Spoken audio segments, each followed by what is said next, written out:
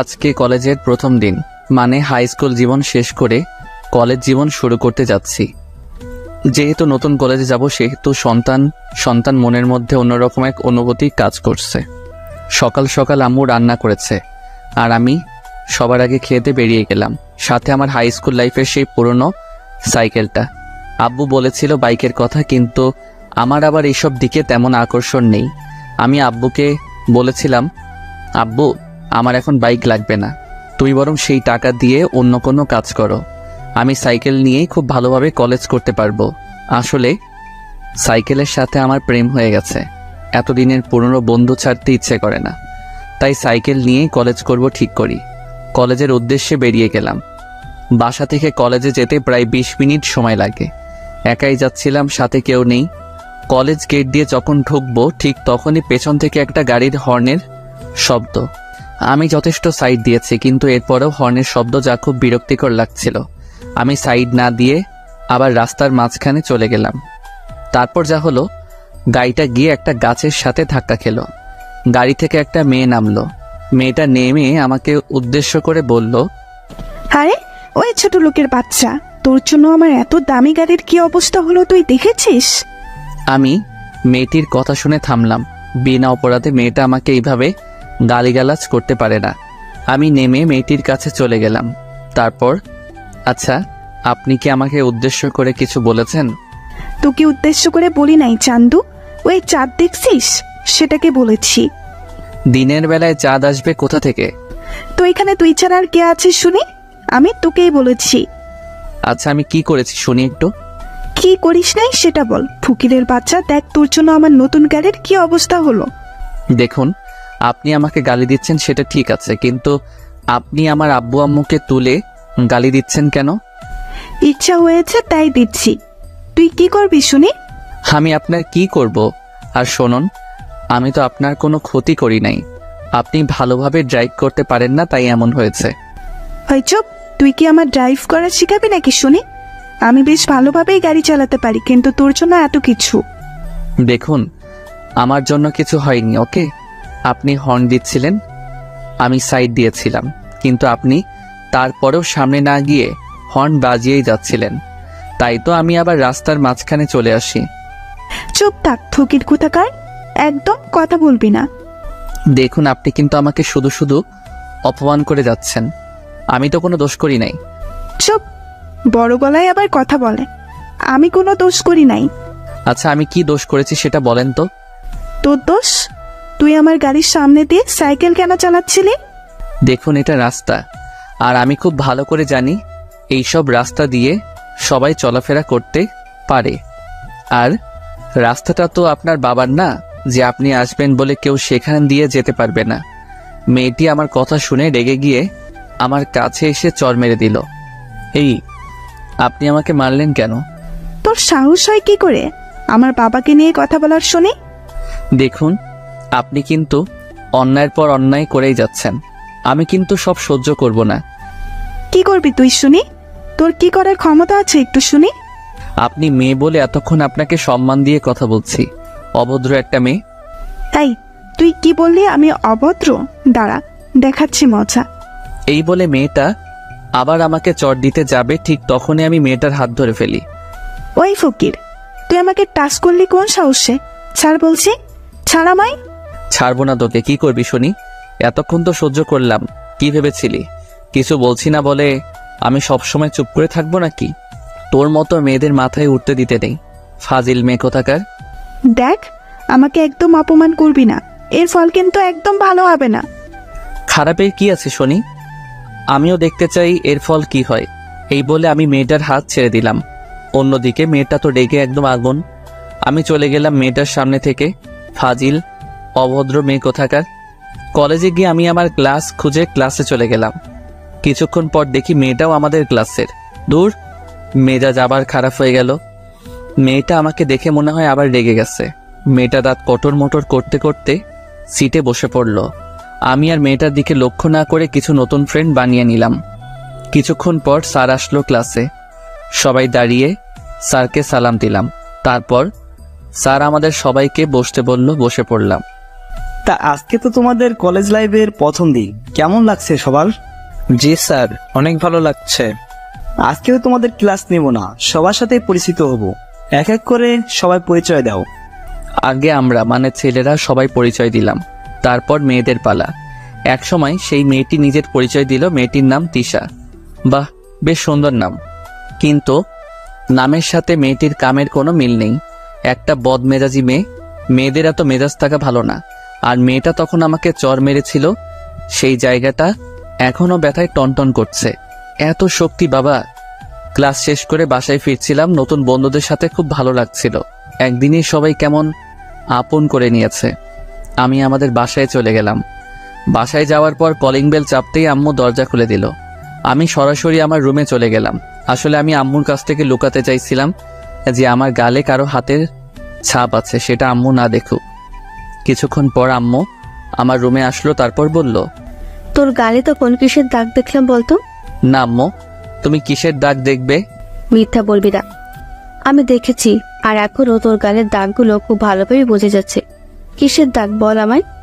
না মানে আম্মু, আমি সাইকেল চালাচ্ছিলাম, তখন একটা মেয়ের সাথে ধাক্কা খেয়েছিলাম, তাই মেয়েটা আমাকে চড় মেরেছিল। কিছুটা সত্যি কিছুটা মিথ্যা। পুরোটা সত্যি বলে দিলে এটা ওটা জিজ্ঞেস করে, কান ঝালাপালা করে দিবে। সেটা তো একটা দুর্ঘটনা মাত্র, তার জন্য কেউ এইভাবে মারে? আম্মু বাদ দাও তো, যা হবার হয়ে গেছে। আমার খুব ক্ষুধা পেয়েছে, আমাকে তাড়াতাড়ি খেতে দাও, আমাকে আবার খেলতে যেতে হবে। আচ্ছা, আমি খাবার বেড়ে দিচ্ছি, তুই তাড়াতাড়ি খেতে চলে আয়। তারপর খেতে গেলাম। খাওয়া দাওয়া শেষ করে আমি খেলতে মাঠে চলে গেলাম। ক্রিকেট খেলছিলাম। মাঠের অপর প্রান্ত দিয়ে একটা মেয়ে হেঁটে যাচ্ছিল, বল করলো, আর আমি ব্যাট সজোরে চালিয়ে দিলাম। ব্যাস, যা হবার তাই হলো। বল সোজা গিয়ে মেয়ের গায়ে লাগলো। মেয়ে তো রেগে একেবারে আগুন হয়ে গেছে। মেয়েটা বল হাতে নিয়ে দাঁড়িয়ে আছে। কেউ মেয়েটার কাছে যেতেই সাহস পাচ্ছে না। সবাই আমাকে জোর করে ধরে পাঠিয়ে দিল। যেহেতু বল আমি মেরেছি, আমি মেয়েটার কাছে যেতেই আরো অবাক। আরে, এই তো সকালে সেই মেয়েটা।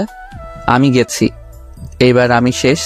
তবু বুক ভরা সাহস নিয়ে আমি মেয়েটার কাছে গিয়ে বললাম, এই যে তিশা আপু, বলটা যদি দিতেন তাহলে খুব ভালো হতো। ওই, তুই আমাকে আপু বললি কেন? আমি কি তোর আপুর মতো নাকি? সরি, ভুল হয়ে গেছে খালাম্মা, এইবার দয়া করে বল দিন, আমাদের দেরি হয়ে যাচ্ছে। ইস রে, আগেরটাই ভালো ছিল। আর শোন, তুই বল পাবি না, যা ভাগ। প্লিজ বল দিন।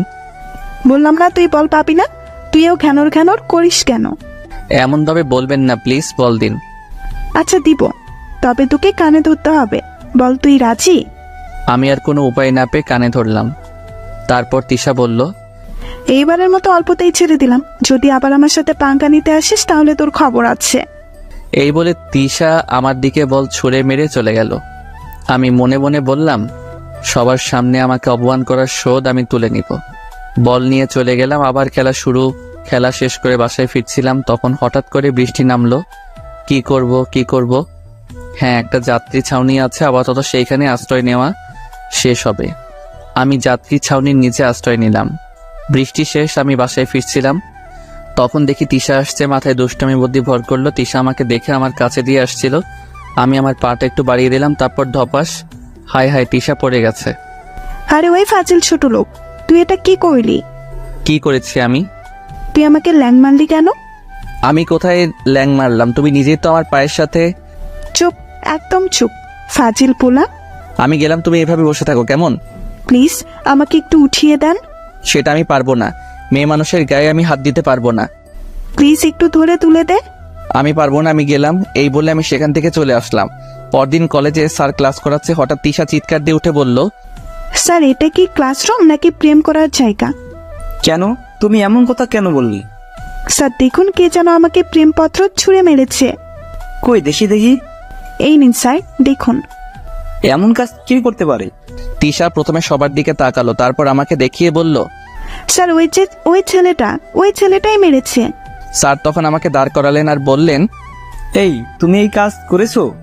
স্যার আমি তো এইসবের কিছুই জানি না। স্যার ওই শয়তান ছেলে মিথ্যা কথা বলছে, ওই আমাকে প্রেমপত্র দিয়েছে। স্যার বিশ্বাস করুন, আমি দেই নাই। যে দিয়েছিল সেটা আমি জানি, কিন্তু বলছি না, ঝামেলা হতে পারে। আমি চাইছি ব্যাপারটা অল্পতেই মিটে যাক। তোমার কোনো কথা আমি শুনতে চাই না। এই প্রথম দেখে তোমাকে ছোটখাটো শাস্তি দেব। কি শাস্তি স্যার? কান ধরে দাঁড়িয়ে থাকো। কিন্তু স্যার, কি, এই শাস্তি ভালো লাগে নাই? তাহলে চলো তোমাকে নিয়ে প্রিন্সিপালের কাছে যাই। না স্যার, ঠিক আছে, আমি কানে ধরছি। আর কিছু করার নেই, যার জন্য কানে ধরলাম সে আমার দিকে হা করে তাকিয়েছিল। যাক, শত্রু তো বাড়ালাম না। যার জন্য কানে ধরলাম সে আমার বন্ধু হবেই। আমি কানে ধরেছি আর তিশা মিটি হাসছে, সেটা দেখে আমার গা জ্বলে যাচ্ছে। না পারছি কিছু বলতে, না পারছি কিছু সহ্য করতে, শুধু জ্বলছি। ক্লাস শেষে আমি বাইরে বের হয়ে ক্যাম্পাসে চলে গেলাম। একা বসেছিলাম, ক্লাসে সবার সামনে কানে ধরেছি, সবাই আমার দিকে চেয়ে হাসছে, সেটা আমার খুব খারাপ লাগছে। একা বসেছিলাম, তখন কোথা থেকে যেন তিশা এসে আমার গালে চড় বসিয়ে দিল। আমি তো হতবাক, সাথে ক্যাম্পাসের সবাইও। আমি গালে হাত দিয়ে বললাম, এই তুমি আমাকে মারলে কেন? বেশ করেছি, মেরেছি। তোর মতো ছোট লোক কি করে ভাবলো তুই আমাকে প্রেমপত্র দিবি আর আমি রাজি হয়ে যাব? আমি তোমাকে প্রেমপত্র দিতে যাব কোন দুঃখে শুনি? এখন আবার ন্যাকা সাজা হচ্ছে? তুই যে একটা বদ ছেলে সেটা আমার বোঝা হয়ে গেছে। দেখ, তোকে শেষবারের মতো বলে দিচ্ছি, তুই ওই সব ধান্দা মাথা থেকে বের করে দে। তোর মতো ফকিরকে আমি ভালোবাসি না, আর কোনোদিন ভালোবাসবো না। তোর মতো ছেলেদের করুণা করা যায়, কিন্তু ভালোবাসা যায় না। আমি তো তোমাকে ভালোবাসি না, তাহলে এত কথা আসছে কোথা থেকে শুনি? ভালোবাসিস না? না, তাহলে প্রেমপত্র দিলি কেন? আমি তোমাকে কোনো প্রেমপত্র দেই নাই। এখন আবার মিথ্যা বলা হচ্ছে, তাই না? তখন পেছন থেকে একটা ছেলে বলে, ও কোনো মিথ্যা কথা বলে নাই, ও সত্যি কোনো প্রেমপত্র দেয় নাই। আসলে আমি ওটা তানহার দিকে ছুঁড়ে মারছিলাম, কিন্তু বলে সেটা আপনার কাছে চলে যায়। তাহলে সেটা এতক্ষণ না বলে এখন বলছেন কেন? আমি বলার জন্য আপনাদের খুঁজতেছিলাম। এখন বিশ্বাস হলো তো আমি তোমাকে কোনো প্রেমপত্র দেই নাই? হুম। আর কিছু না বলে তিশা সেখান থেকে চলে গেল, আর ছেলেটি আমার কাছে এসে বলল, আমি সরি, আমার জন্য তোমাকে এত কিছু সহ্য করতে হলো। না, এর জন্য সরি বলার কি আছে? আচ্ছা, আমরা কি ফ্রেন্ড হতে পারি? শুধু ফ্রেন্ড না, বেস্ট ফ্রেন্ড। হ্যাঁ, হতেই পারি। তোমার নাম কি? আমার নাম ফারাবি, তোমার নাম তো সোহেল। হ্যাঁ, আচ্ছা, ফ্রেন্ডশিপে তুই করা বলাটা বেশি ভালো, তাই না? হ্যাঁ, সেটাই। এইভাবেই কলেজে একজন বেস্ট ফ্রেন্ড পেয়ে গেলাম। এরপর থেকে অনেক বন্ধু হতে লাগলো। ফারাবি আর আমি এখন একদম কাছের, বলতে গেলে দুই ভাইয়ের মতো। একদিন দেখি ফারাবি মন খারাপ করে বসে আছে। কিরে মামা, মন খারাপ কেন? আর বলিস না, আমি তানহাকে এত ভালোবাসি, কিন্তু আমি সেটা এখনো তানহাকে বলতেই পারলাম না। তুই তো একটা গাধা, তাই বলতে পারিস নাই। আচ্ছা, কাল কলেজে চল, আমি সব ম্যানেজ করে দিব। কিভাবে কি করবি দোস্ত? সেটা কালকে দেখতে পারবি। পরদিন কলেজে ফারাবি আর আমি অনেক আগেই কলেজে চলে এসেছি। দেখি তানহা আর ওর বান্ধবীগুলো আসছে। আমি তানহার সামনে গিয়ে বললাম, তানহা, তোমার সাথে আমার কিছু কথা ছিল। জি বলো, কি কথা? দেখো, বেশি ঘুরিয়ে পেঁচিয়ে বলতে পারবো না, আমার বন্ধু ফারাবি তোমাকে ভালোবাসে। আপনার বন্ধু ফারাবি আমাকে ভালোবাসে, সেটা আপনার বন্ধুর ব্যাপার, কিন্তু আমি অন্য এক ফারাবিকে ভালোবাসি, ক্লাস 10 থেকে। কিন্তু আমার বন্ধু তো তোমাকে অনেক ভালোবাসে। প্লিজ ফারাবিকে ফিরিয়ে দিও না। সরি, আমার পক্ষে সম্ভব নয়। আমি মন খারাপ করে ফারাবির কাছে চলে গেলাম। তারপর, দোস্ত, তুই তানহাকে ভুলে যা। কেন? একথা কেন বললি? তানহা নাকি অন্য কোনো এক ফারাবিকে ভালোবাসে। দাঁড়া, তানহার মজা বের করতেছি। গত 1 বছর যাবত আমি ওর পেছনে ঘুরছি। ফারাবি গিয়ে তানহার সামনে দাঁড়িয়ে, এই, তোমার পেছনে ঘুরছি আর তুমি অন্য কোনো ফারাবিকে ভালোবাসো? না মানে, আমি অন্য কাউকে ভালোবাসি।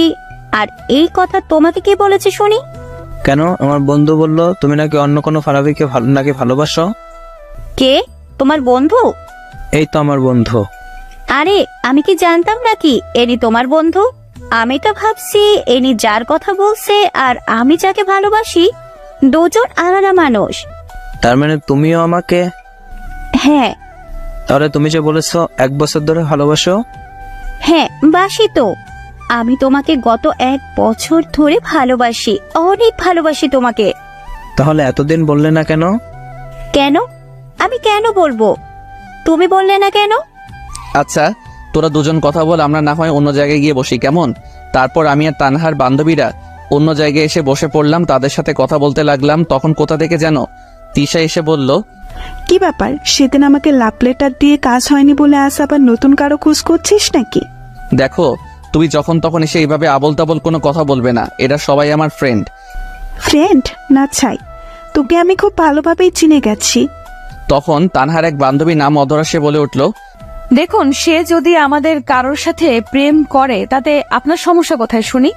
আপনি তো আর তার গার্লফ্রেন্ড না যে আপনার প্রবলেম হবে। কি রে, তুই ওর হয়ে এত কথা বলছিস? তুই কে শুনি? ওকে ভালোবাসিস নাকি? যদি ভালোবাসি তাতে আপনার কোনো সমস্যা আছে নাকি শুনি? আমার কেন সমস্যা হতে যাবে? তাহলে এখানে এত কথা না বলে এখান থেকে জানতো। কেন, আমি কি তোদের প্রেমে সমস্যা করছি নাকি? দেখুন, আমরা এখানে প্রেম করছি না, আমরা জাস্ট ফ্রেন্ড। আর আপনি চাইলে আমাদের সাথে যোগ দিতে পারেন। আমার বইয়েই গেছে তোদের মতো মানুষদের সাথে আড্ডা দিব। থাক তোরা। তিশা চলে গেল। এই মেয়ের মতিগতি কিছুই বুঝি না, যখন তখন অপমান করে। আমি এই মেয়ের কি এমন ক্ষতি করেছিলাম যে যখন তখন অপমান করে? ভালো লাগে না। এই, আপনার কি মন খারাপ? না, মন খারাপ কেন থাকবে? আরে ওই মেয়ের কথাই কিছু মনে করবেন না। যে যেমন সে তেমনই ভাববে। সে নিজে হয়তো অন্য কারোর সাথে প্রেম করে, তাই আপনাকে আমাদের সাথে বসে থাকতে দেখে বলছে আপনি প্রেম করছেন। আচ্ছা, ফারাবিকে কিভাবে চিনলেন? ওই যে সেই দিনের কথা মনে আছে, যেদিন ক্লাসে আমি কান ধরে দাঁড়িয়েছিলাম? হ্যাঁ আছে। জানেন, আপনাকে অনেক কিউট লাগছিল সেদিন। এত হাসার কি হলো? না মানে, আপনাকে পিচ্চি একটা ছেলের মতো মনে হচ্ছিল। ওই, আপনি কি রাগ করলেন নাকি? না, রাগ কেন করব? আচ্ছা তাহলে এবার বলুন, ফারাবিকে আপনি কিভাবে চিনলেন? মানে আপনাদের পরিচয় হলো কিভাবে? সেদিন ফারাবি আপনার বান্ধবীকে চিঠি ছুঁড়ে মেরেছিল নিচ থেকে, সেটা তিশার কাছে চলে যায়। আর তারপরের ঘটনা আপনি জানেন। আর ফারাবি যখন তিশাকে চিঠি ছুঁড়ে মেরেছিল সেটা আমি দেখছিলাম, কিন্তু তারপরেও আমি সেটা বলি নাই। তারপরে থেকেই আমাদের ফ্রেন্ডশিপ হয়ে যায়। আপনি সব জেনেও কিছু বলেন নাই? পিচ্ছি। আচ্ছা, আমরা তো সেম ইয়ারেই পড়ি, তুমি করে বলবো আমরা। আপনি বলাটা আমার একদম ভালো লাগছে না। আচ্ছা, আপনার যা ইচ্ছা বলুন। শুধু আমি কেন বলবো, আপনাকেও বলতে হবে। কিন্তু কোনো কিন্তু নয়, এখন থেকে আমি তোমাকে তুমি আর তুমিও আমাকে তুমি করেই বলবে, মনে থাকে যেন। আচ্ছা, থাকবে। ওই, এই দুইজনকে সে কখন ছেড়ে এসেছি, এখনো তাদের কোনো খোঁজ খবরই নেই। কি করছে চলো গিয়ে দেখি। হ্যাঁ চলো। তারপর আমি, অধরা আর তার বান্ধবীরা চলে গেলাম। দেখি ফারাবি মাত্র একে অপরকে জড়িয়ে ধরতে যাবে, ঠিক তখনই মামা ভাগ সারাইলো। ফারাবি তো তানহাকে ছেড়ে সোজা দৌড়। এদিকে আমি, অধরা, বাকি সবাই হাসতে হাসতে শেষ। তানহাও যোগ দিল আমাদের সাথে। ফারাবি আসলে একটা মহাবিতু। হুম। আমাকে এতদিন ধরে ভালোবাসে, কিন্তু বলার সাহস পাইনি। আর দেখুন, আপনার মিথ্যে কথা শুনে কিভাবে দৌড় দিল। আবার সবাই হাসতে লাগলাম। সেদিন আর তেমন কিছু হলো না। পরদিন কলেজে আমি যথারীতি সাইকেল নিয়ে কলেজে যাচ্ছি। সামনে একটা মেয়ে হেঁটে যাচ্ছে। কয়েকবার বেল দিলাম কিন্তু আমাকে সাইড দিচ্ছে না। আমি যে একটু কাটিয়ে যাব সেটাও করতে দিচ্ছে না। বারবার বেল দিচ্ছি। একসময় মেয়েটা পেছন ঘুরে তাকালো, আরে এটা তো তিশা, কি ব্যাপার, এতবার বেল দিচ্ছি, সাইড দিচ্ছ না কেন? আমার ইচ্ছা হচ্ছে তাই দিচ্ছি না। আর তোর এই খ্যাতমার্কার সাইকেলের বেল আমার কান ঝালাপালা করে দিচ্ছে। বাসায় রেখে আসতে পারিস না এই ভাঙারি ব্যাটারিকে? দেখো, তুমি আমায় যা ইচ্ছা বলো, কিন্তু আমার সাইকেল নিয়ে কিছু বলবা না। তিশা আমার কথা শুনে মনে হয় রেগে গেল। তারপর তিশা আমার সাইকেলে এত জোরে লাথি মারলো, সাইকেল আমার হাত থেকে ছুটে পড়ে গেল। তিশা যখন আমার সাইকেলে লাথি মারছিল, আমার মনে হচ্ছিল সে আমার বুকে লাথি মারছে। আমি নীরব হয়ে গেলাম। কিরে, এমন চুপ করে আছিস কেন? ধুর, তোর সাইকেলের মতো তুইও খ্যাত থাক। তিশা চলে গেছে, কিন্তু আমি তখনও সেখানে দাঁড়িয়ে আছি। বেস্ট ফ্রেন্ডকে অপমান করলে যেমন কষ্ট হয়, আমারও তেমন কষ্ট হচ্ছিল। আমি দাঁড়িয়ে আছি, তখন কোথা থেকে অধরা এসে আমাকে বলল, আরে তুমি এখানে এইভাবে দাঁড়িয়ে আছো কেন? আর তোমার সাইকেল এভাবে পড়ে আছে কেন? আরে তুমি কাঁদছো কেন? কি হয়েছে? আমি তখন অধরাকে সব বললাম। অধরা আমার কথা শুনে খানিক মুচকি হাসি দিয়ে বলল, ওই জন্য কেউ কাঁদে, বোকা ছেলে? অধরা আমার সাইকেলে উঠিয়ে আমাকে বলল, তুমি সাইকেল চালাও, আমিও তোমার সাইকেলে চড়ে যাব। কিন্তু যেটা বলেছি সেটা করো। আমি আর কি করব? আমি সাইকেলে উঠে বসলাম, আর অধরা পেছনে না বসে সামনে বসলো। আমি সাইকেল চালাতে শুরু করলাম। একটা গান আছে না, চলে আমার সাইকেল ওই উইরা উইরা, আমার সেই গান গাইতে ইচ্ছে করছে। আচ্ছা সোহেল, জানো আমার এখন অনেক ভালো লাগছে। কেন, এত ভালো কেন লাগছে? সেটা আমি বলতে পারছি না, কিন্তু অনেক ভালো লাগছে সেটা বুঝতে পারছি সোহেল। আচ্ছা, বুঝতে হবে না, আমাকে সাইকেল চালাতে দাও, এত তিরিং বিরিং করো না। আচ্ছা ঠিক আছে। আমি সাইকেল চালিয়ে কলেজ পর্যন্ত আসলাম। সবাই অবাক আমাদের দেখে, হা করে তাকিয়ে আছে আমাদের দিকে। তিশাও অবাক। তিশা মনে হচ্ছে একটু বেশি অবাক হয়েছে। তিশা হা করে তাকিয়েছিল আমাদের দেখে। এই তুমি এখানে নামালে কেন? সাইকেল জায়গা মতো রেখে আসি। আচ্ছা যাও, তাড়াতাড়ি এসো, আমি চলে গেলাম। তিশা আমার কাছে এসে বলল, কিরে, আজকাল কি সাইকেলে যাত্রী উঠানো শুরু করলি নাকি? নিশ্চুপ, কোনো কথা বলছি না। সকালে তিশা আমার সাথে যা করেছে তার জন্য আমি তিশাকে কোনোদিন মাফ করতে পারবো না।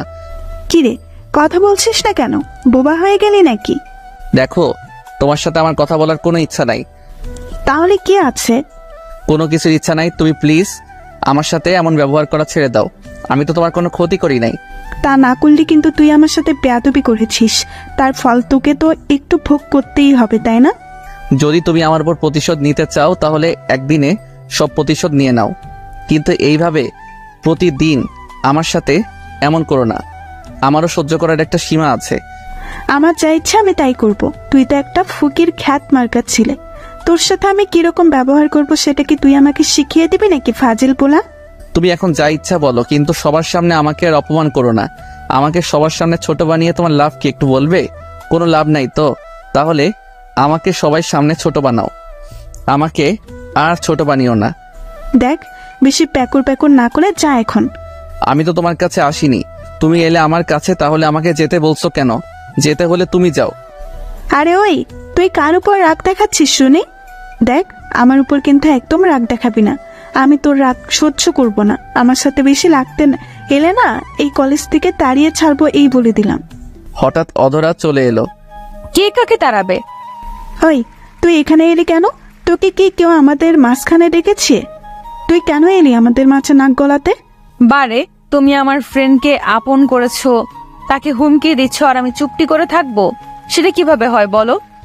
আমি থাকতে আমার ফ্রেন্ডকে তুমি অপমান করতে পারো না। আমি তো অবাক, অধরা আমাকে নিয়ে এত সিরিয়াসলি কথা বলছে, ঝগড়া করছে। তুই এমন ভাবে কথা বলছিস যেন এই গায়া খ্যাত ছেলেটা তোর বয়ফ্রেন্ড। হ্যাঁ সোহেল, আমার বয়ফ্রেন্ড, তাতে কোনো সমস্যা? আরে বাহ, তা কবে শুরু করলি রিলেশন? এই তো মাত্র শুরু করেছি। রিলেশন শুরু করেছিস, তার প্রমাণ কি? তুই কি প্রমাণ চাস বল, আমি সেই প্রমাণই দিব। তাহলে এক কাজ কর, জড়িয়ে ধরে একটা চুমু খাতো। কেন চুমু খাবো কেন? আরে তা না হলে বুঝবো কিভাবে যে তুই তাকে কি ভালোবাসিস কিনা? আচ্ছা, আমি এক্ষুনি প্রমাণ করে দিচ্ছি। এই বলে অধরা আমার দিকে এগোচ্ছে, অবস্থা বেগতেই। এখানে থাকলে যে কোনো কিছু হয়ে যেতে পারে। অধরা আমার কাছে আসার আগে আমি দৌড় দিলাম, একটা নিরাপদ স্থানে এসে হাঁপাতে লাগলাম। জানি না ওই জায়গায় দাঁড়িয়ে থাকলে কি না কি হয়ে যেত। ও অধরার পরিচয় দেয়নি। অধরা দেখতে খুব সুন্দরী, ময়দা সুন্দরী না, প্রাকৃতিক সুন্দরী। আর অধরার পরিবার বেশ ভালোই স্থানেই আছে, কিন্তু অধরার মনে কোনো অহংকার নেই। পরিচয় দিতে দিতে ক্লাসের বেল দিয়ে দিচ্ছে। ক্লাসে ঢুকে দেখে অধরা আমার দিকে রাগি লোকে তাকিয়ে আছে। আরে এই মেয়ের আবার কি হলো? আমার দিকে এমনভাবে তাকিয়ে আছে কেন? আমি তো কোনো দোষ করি নাই। আর অন্যদিকে দেখি তিশা মুচকি আসছে। বুঝি না এই দুই মেয়ের কি হয়েছে। তবে তখন যে অবস্থা হয়েছিল তাতে করে তাদের দুজনের চুল ধরাধরি হয় নাই, এটাই অনেক। ক্লাসের স্যার এসে পড়ছে, সবাই মিলে দাঁড়িয়ে স্যারকে সালাম দিলাম। দাঁড়ানো অবস্থায় আবার অধরার দিকে তাকিয়েছিলাম, দেখে বজ্জাত মেয়েটা তখন আমার দিকে রাগি লুকে তাকিয়ে আছে। গাল লাল হয়ে গেছে, চোখ তো আরো বেশি লাল, মনে হয় জ্বলছে। আমি পোড়া পোড়া গন্ধ পাচ্ছি। ক্লাসের সময় আমি যেই কয়বার অধরার দিকে তাকিয়েছিলাম প্রত্যেকবার দেখেছি অধরা আমার দিকে রাগি লুকে তাকিয়ে আছে। তাই ভয়ে পরের ক্লাসে আর অধরার দিকে তাকাই নাই। ক্লাস শেষ করে পালিয়ে পালিয়ে বাসায় চলে আসছি। জানি না আবার কার সামনে পড়বো, আবার নতুন কি ঝামেলা হবে। তার থেকে ভালো পালিয়ে বাসায় চলে আসলাম। বাসায় এসে খাওয়া দাওয়া শেষ করে একটু ঘুমিয়েছিলাম, আর তখনই কে যেন এসে আমার কান টেনে ধরেছে। এর আগে কখনো এমন হয় নাই, কোনোদিন কেউ আমার কান টেনে ধরে নাই। আমি ঘুম ঘুম চোখে দেখে অধরা আমার পাশে বসে আছে, সকালেই সেই রাগি লোক। উফ, আমি স্বপ্ন দেখছি মেয়েটা আমার উপর এত খেপেছে কেন? তুই তখন এভাবে পালিয়ে গেলি কেন? আমাকে এখন একটু ঘুমাতে দাও, কালকে কথা হবে। কাল কেন হবে? আমি আজকেই কথা বলবো, আজকে। আমার ঘুম তখন অনেকটাই হালকা হয়ে গেছে। আমি ভালোভাবে তাকিয়ে দেখি অধরা আমার কান টেনে ধরে বসে আছে। এই তো তুমি এখানে? কেউ দেখেনি তো? সবাই দেখেছে, কিন্তু কেউ কিছু বলতে সাহস পায়নি। সাহস পাইনি মানে বুঝলাম না। তোকে এত কিছু বলতে হবে না। এখন বল, তুই তখন অমন করে দৌড়ে পালালি কেন? তো কি আমি দাঁড়িয়ে থাকতাম নাকি? হ্যাঁ থাকতিস, তোর জন্য আমি এই প্রথম হেরে গেলাম। হেরে গেছো মানে? হেরে গেছি মানে আমি ওই বজ্জাত মেয়ের কাছে হেরে গেছি। জানিস, তুই চলে যাবার পর বজ্জাত মেয়েটা আমাকে অনেকগুলো কথা শুনিয়েছে। সেখানে আমার কি দোষ? সব তোর দোষ। তুই তখন সেখানে দাঁড়িয়ে থাকলে তো সবকিছু মিটে যেত। তুমি যে আমাকে কিস করতে আসছিলে তার জন্যই তো পালিয়ে গেছি। একটা কিস খেলে কি এমন ক্ষতি হতো শুনি? বাড়ি আমার লজ্জা লাগে না বুঝি? পাইছে রে আমার লজ্জাবতী।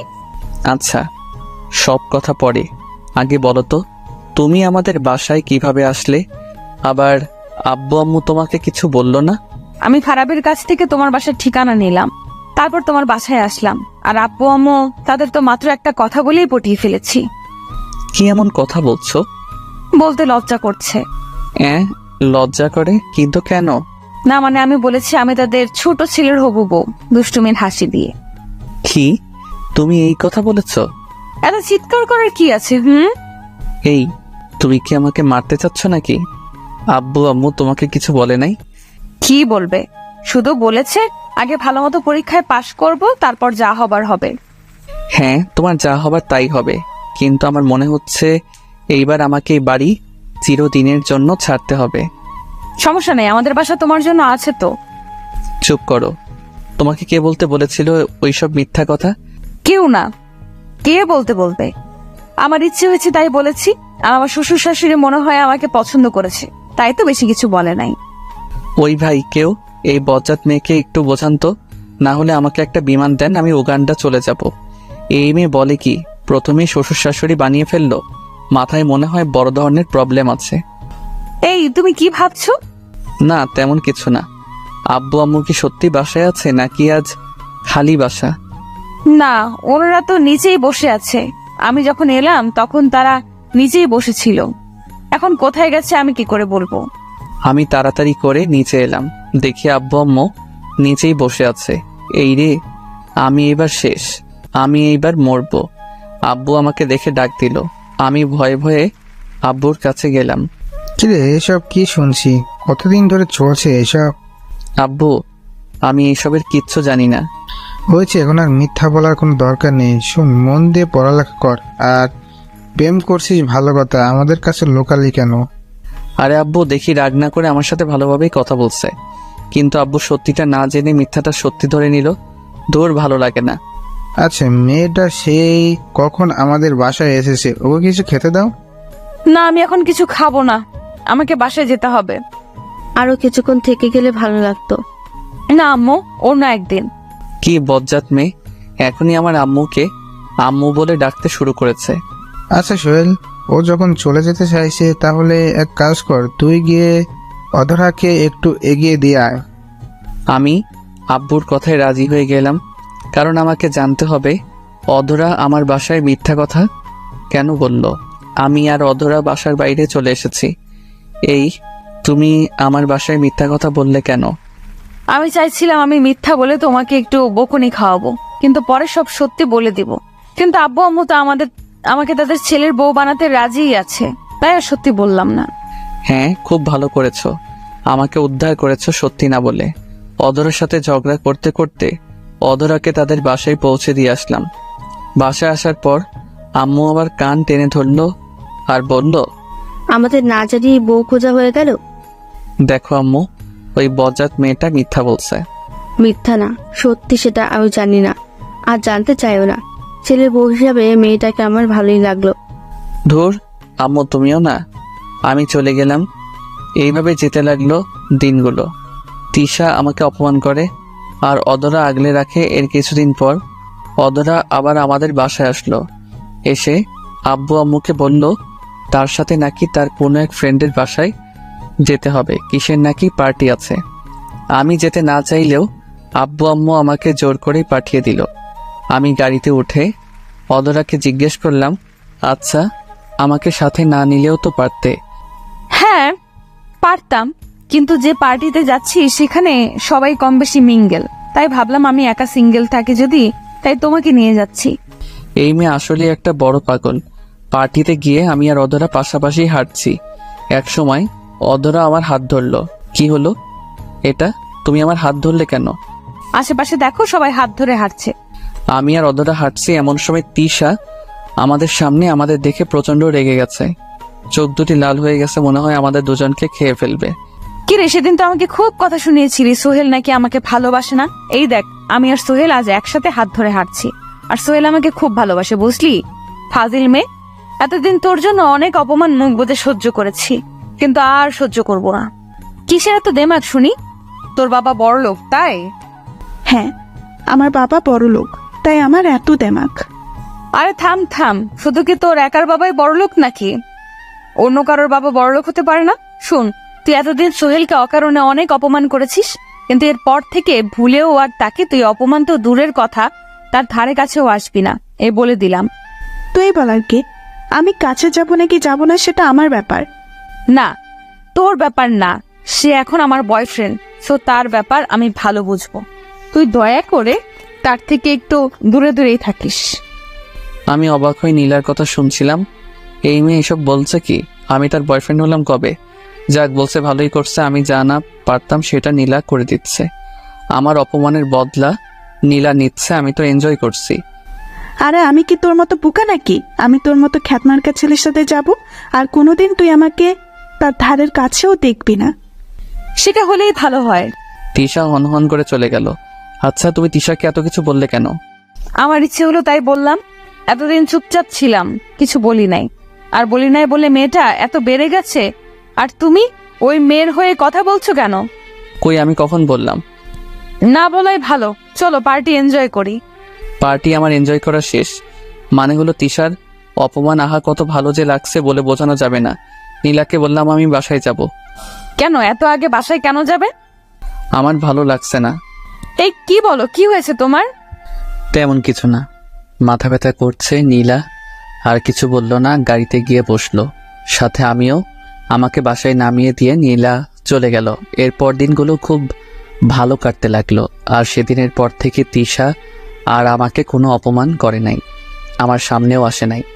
আমি আর নীলা খুব ভালো বন্ধু। হ্যাঁ, আমাদের ব্যাচের প্রায় সবাই প্রেম করে, শুধু আমি আর নীলা ছাড়া। কিন্তু অনেকেই এটা ভাবে আমার আর নীলার মাঝে রিলেশন আছে, যদিও এই কথা সত্যি না। কিন্তু লোকে ভাবলে আমাদের আর কি করার আছে? তার থেকে ভালো যে যেমন ভেবে খুশি তাকে তেমন ভাবতে দেওয়া উচিত।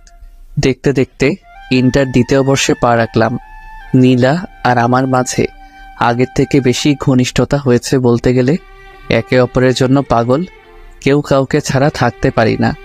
নীলা যেখানেই যাক না কেন আমাকে সাথে নিয়ে যাবে, আর সবার সামনে পরিচয় দিবে আমি নাকি তার বয়ফ্রেন্ড, হবু স্বামী। আমি এই জন্য নীলাকে আগে অনেক কিছু বলতাম, কিন্তু এখন কেন জানি না ভালো লাগে, তাই কিছু বলি না। কোনো এক কারণে আমার আর নীলার মাঝে একটু ঝগড়া হয়, যদিও এই আগে অনেকবার ঝগড়া হয়েছে, আবার সব ঠিক হয়ে গেছে। কিন্তু এইবার যখন ঝগড়া লাগলো, তার পরের দিন আমি জানতে পারি আমাদের নানার বাসায় যেতে হবে। 2 দিন পর নাকি আমার মামাতো ভাইয়ের বিয়ে। মামাতো ভাই বিয়ের জন্য পাগল হয়ে গেছে। যদি বিয়ে দেওয়া না হয় তবে নাকি বউ বাসায় নিয়ে আসবে। মামা মামি মান সম্মানের ভয় বিয়ে দিতে রাজি হয়ে গেল। হঠাৎ করেই সব ঠিক হয়ে গেছে। আজকে রাত্রের ট্রেনেই আমাদের যেতে হবে। আমি নীলাকে অনেকবার ফোন দিয়েছি, কিন্তু ফোন অফ। নীলাকে সাথে নেওয়ার ইচ্ছা ছিল, গ্রাম দেখতে চেয়েছিল, কিন্তু সেটা আর হলো না। মন খারাপ, নীলাকে জানাতেও পারলাম না আমরা ঢাকা ছাড়ছি। মামার বাসায় গিয়ে আমি মনমরা হয়েছিলাম। যেদিন গায়ে হলুদ সেদিন কয়েকটা মেয়ের সাথে কিছু পিক তুলে ফেসবুকে আপলোড করি। আমার গায়ে হলুদ ছিল আর জামাই জামাই লাগছিল। পোস্টে লেখা ছিল কালকেই বিয়ে। তারপর সব ঝামেলা শেষ। উফ, খুব আনন্দ লাগছে। ছবি আপলোড করার কিছুক্ষণ পর দেখি নীলার ফোন। আমি তো মহা খুশি। নীলা ফোন দিয়েছে, মনের খুশিতে হাসতে হাসতে ফোন ধরলাম। হ্যাঁ নীলা বলো। জানো আমি খুব খুশি। নীলা আমার সেই কথার দিকে মন না দিয়ে বলল, আচ্ছা তুমি এখন কোথায়? তোমাদের বাসায় কেউ নেই, তোমাকেও দেখছি না। আমি তো গ্রামে আছি। ঠিকানা দাও। তাও ঠিকানা দিয়ে দিলাম, সাথে সাথে ফোন কেটে দিল। ধুর, কি হলো? একটু যে মন খুলে কথা বলবো সেটাও হলো না। রাতে সবাই আনন্দ করছে, হঠাৎ বাসার বাহিরে 2টা গাড়ি এসে থামলো। এত রাতে গাড়িতে কে এলো? সবাই চিন্তায় আছে। গাড়ি থেকে লোকগুলো নেমে বাসার দিকে আসছিল। আমি শুনেছি এই গ্রামে নাকি মাঝে মধ্যে ডাকাতি হয়। আমি ভাবলাম হয়তো ডাকাত এসেছে, তাই কাউকে কিছু না বলে লুকিয়ে পড়লাম। লুকিয়েছে অনেকক্ষণ হয়েছে। একসময় আমি লক্ষ্য করলাম আমার নাম ধরে অনেকে ডাকাডাকি করছে।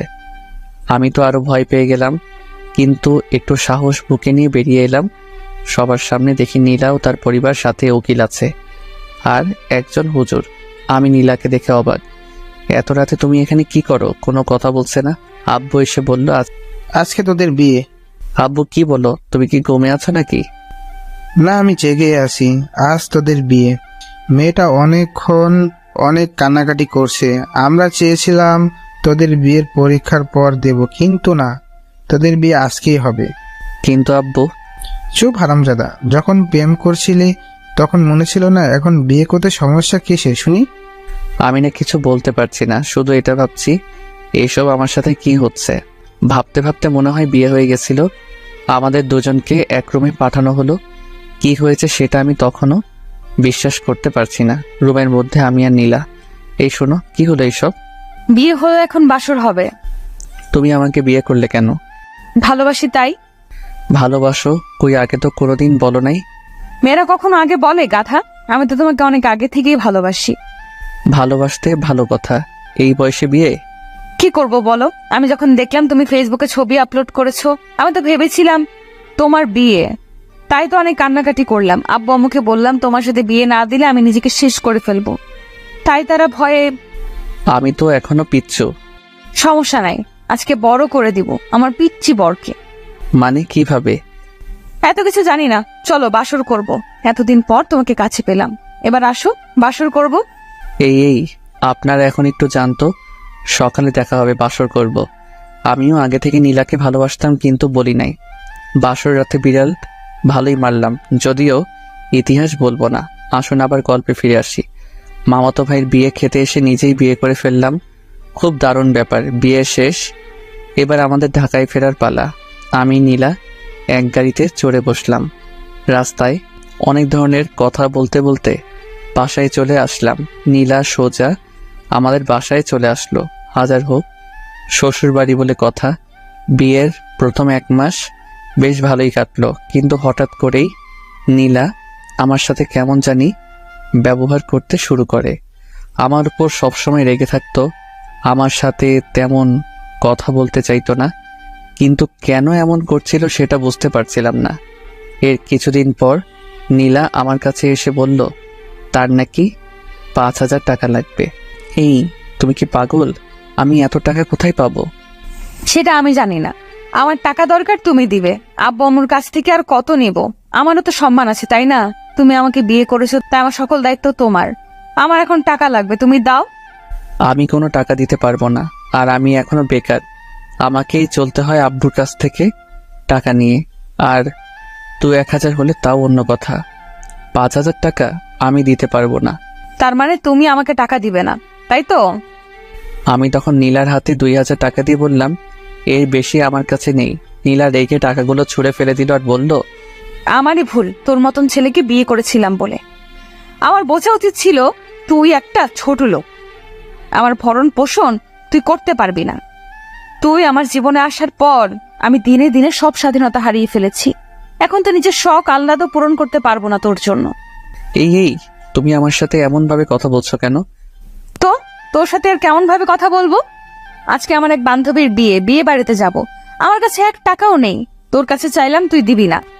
হ্যাঁ, আব্বুর কাছে টাকা চাইলে আমি অনেক পাবো, কিন্তু তাদের কাছে তো আমি এখন অন্য কারো বউ।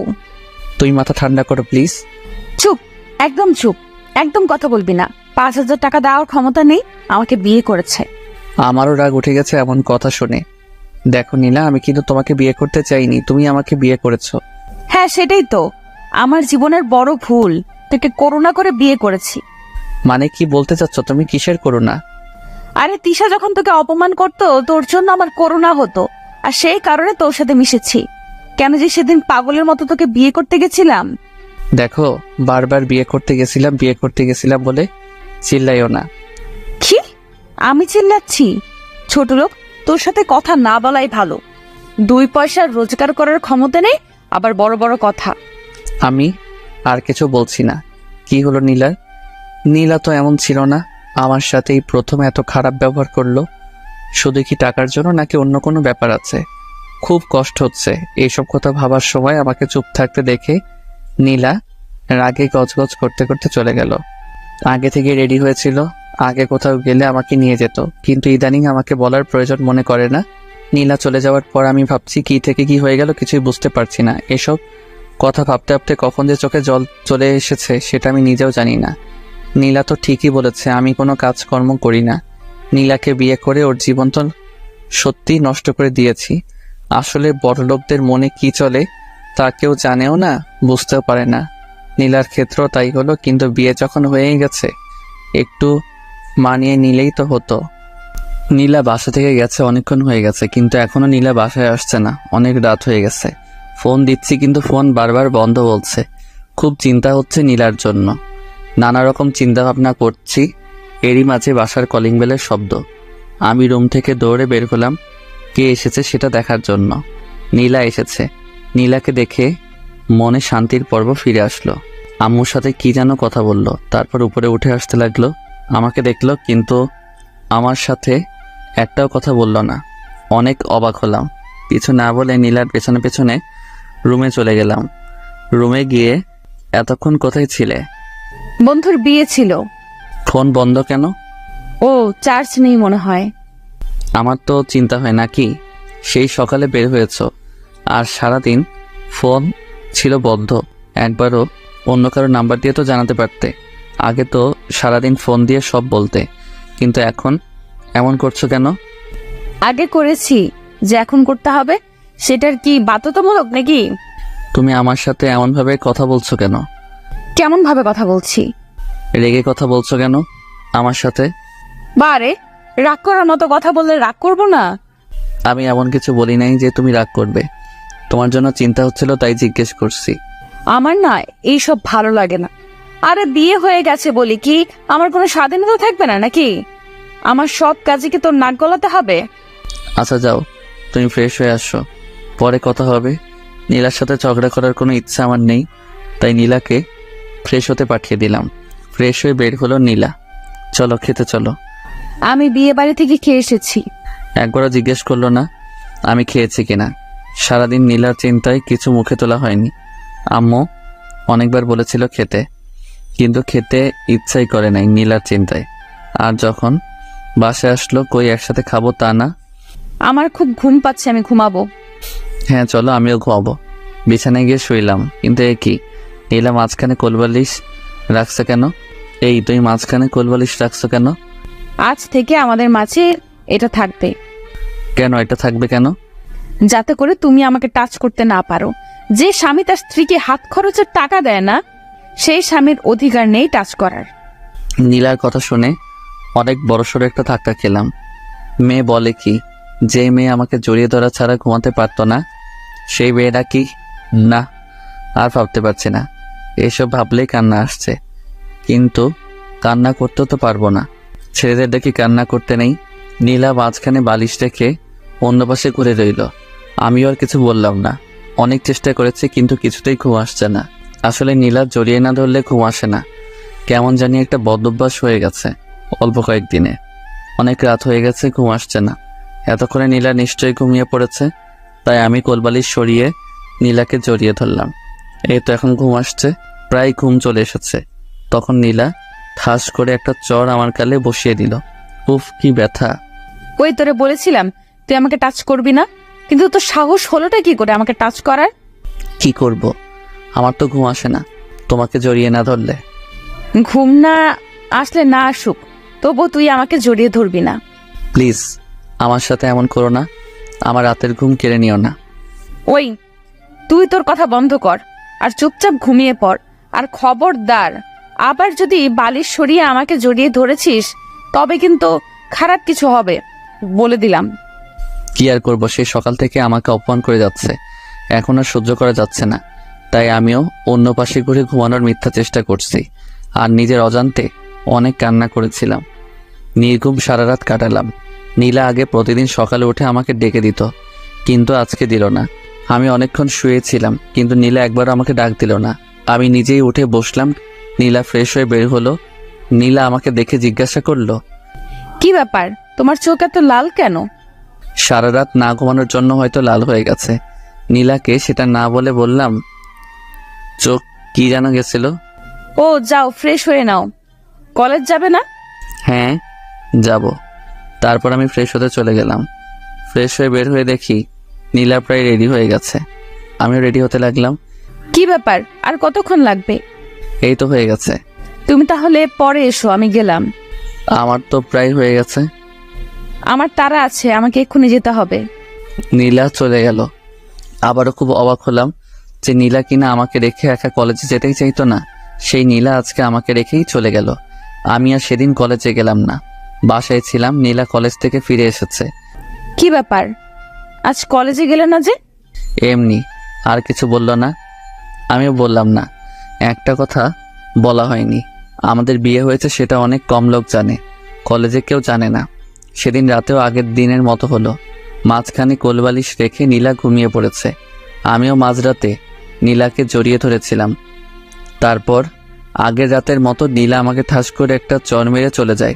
মানে রাগ করে সেদিন রাতে নীলা অন্য রুমে ঘুমাতে যায়।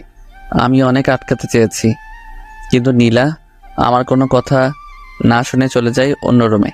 এইভাবে আমাদের দূরত্ব বাড়তে থাকে। আগে নীলা আমাকে একা অপমান করলে ইদানিং আমার আব্বু আম্মুকে অপমান করে। একদিন আম্মু নীলাকে রান্নার কাজে সাহায্য করতে বলেছিল, আর নীলা তার বিপরীতে জবাব দিয়েছিল সে কাজের লোক নাকি যে সে রান্না করবে। এক কথায় দুই কথায় তাদের মাঝে ঝগড়া লেগে যায়। নীলা যা না তাই বলে আমার আম্মুকে অপমান করছে। আমি সেটা নীরবে সহ্য করব না। আমি গিয়ে আমার সমস্ত শক্তি দিয়ে নীলার গালে চর মারি। নীলা চর খেয়ে বলে, ছোট লোকের বাচ্চা, তো সাহস হয় কি করে আমার গালে হাত তোলার? আমার আব্বু আম্মু আমাকে কোনোদিন মারলো না, আর তুই একটা ছোট লোক হয়ে আমাকে মারলি? তোকে এই অধিকার কে দিয়েছে? তুই নিজেই সে অধিকার দিয়েছিস, ভুলে গেছিস নাকি? হ্যাঁ, আজ থেকে ভুলে যাব। আমি থাকবো না আর তোর বাসায়। আমাকে মুক্তি দে, আমাকে স্বাধীনতা দে। যা যা, অনেক হয়েছে। তুই যা চাইলি তাই হবে। হ্যাঁ, আমি আজকে এই বাসা ছেড়ে আমার বাসায় চলে যাব। কেন থাকবো তোর বাসায়? তোর অপমান সহ্য করার জন্য? না, কোনোদিন না। যে ছেলে বিয়ে করে বউয়ের দায়িত্ব নিতে পারে না, আব্বুর ঘাড়ের উপর বসে খায়, সেই ছেলের সাথে সংসার করার থেকে না করা অনেক ভালো। ভালো যখন তখন করিস না। এতদিন ধরে তোর সব অন্যায় কাজ মুখ বুজে সহ্য করেছি, কিন্তু আর না। তুই যেতে পারিস নীলা। আর কিছু না বলেই হন করে উপরে চলে গেল। আমি আম্মুর কাছে নীলার হয়ে ক্ষমা চেয়ে নিলাম। কিছুক্ষণের মধ্যে নীলা ব্যাগ গুছিয়ে নিচে চলে এসেছে। গেলাম আমি, এই বাসা থেকে বোরিং হয়ে গেছি। আমি আর নীলাকে আটকালাম না। নীলা চলে গেছে। 2 ঘন্টা পর নীলার আব্বুর ফোন। আমি কল রিসিভ করে সালাম দিলাম। বাবা, তোমার আর নীলার কি কিছু হয়েছে? আমি তারপর সব বললাম।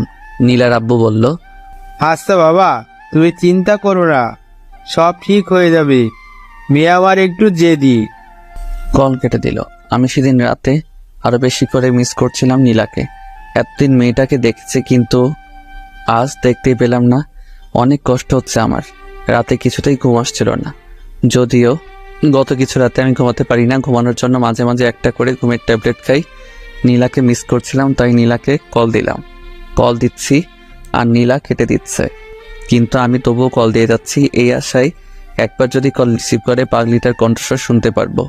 তাতেই অনেক। কলের পর কল দিচ্ছিলাম, একসময় ধরলো। ওই, তোর কি কোনো কাজ কাম নেই?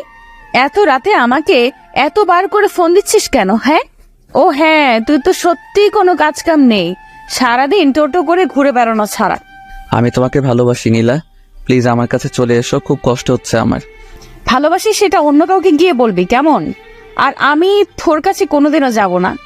একবার গিয়ে অনেক বড় ভুল করে ফেলেছি। আগে যদি জানতাম এমন হবে, তোর মতন ছেলের সাথে কোনোদিন মিশতাম না। ছোট লোক কোথাকার। ফোন রাখ, আর কখনো আমার নাম্বারে কল দিবি না। প্লিজ এমন করো না, তুমি না আমার বিয়ে করা বউ। আমি তোকে ডিভোর্স দিয়ে দিব। নীলার মুখে ডিভোর্সের কথা শুনে নিজেকে আর সামলে রাখতে পারলাম না, কেঁদে দিলাম। নীলা আমার কান্না শুনছিল। নীলা বলল, দেখ, যা হবার হয়ে গেছে। আবেগের বশে মানুষ কত কিছু করে। যা হয়ে গেছে তা তুই ভুলে যা। কি করে বলবো তোমায় বলো?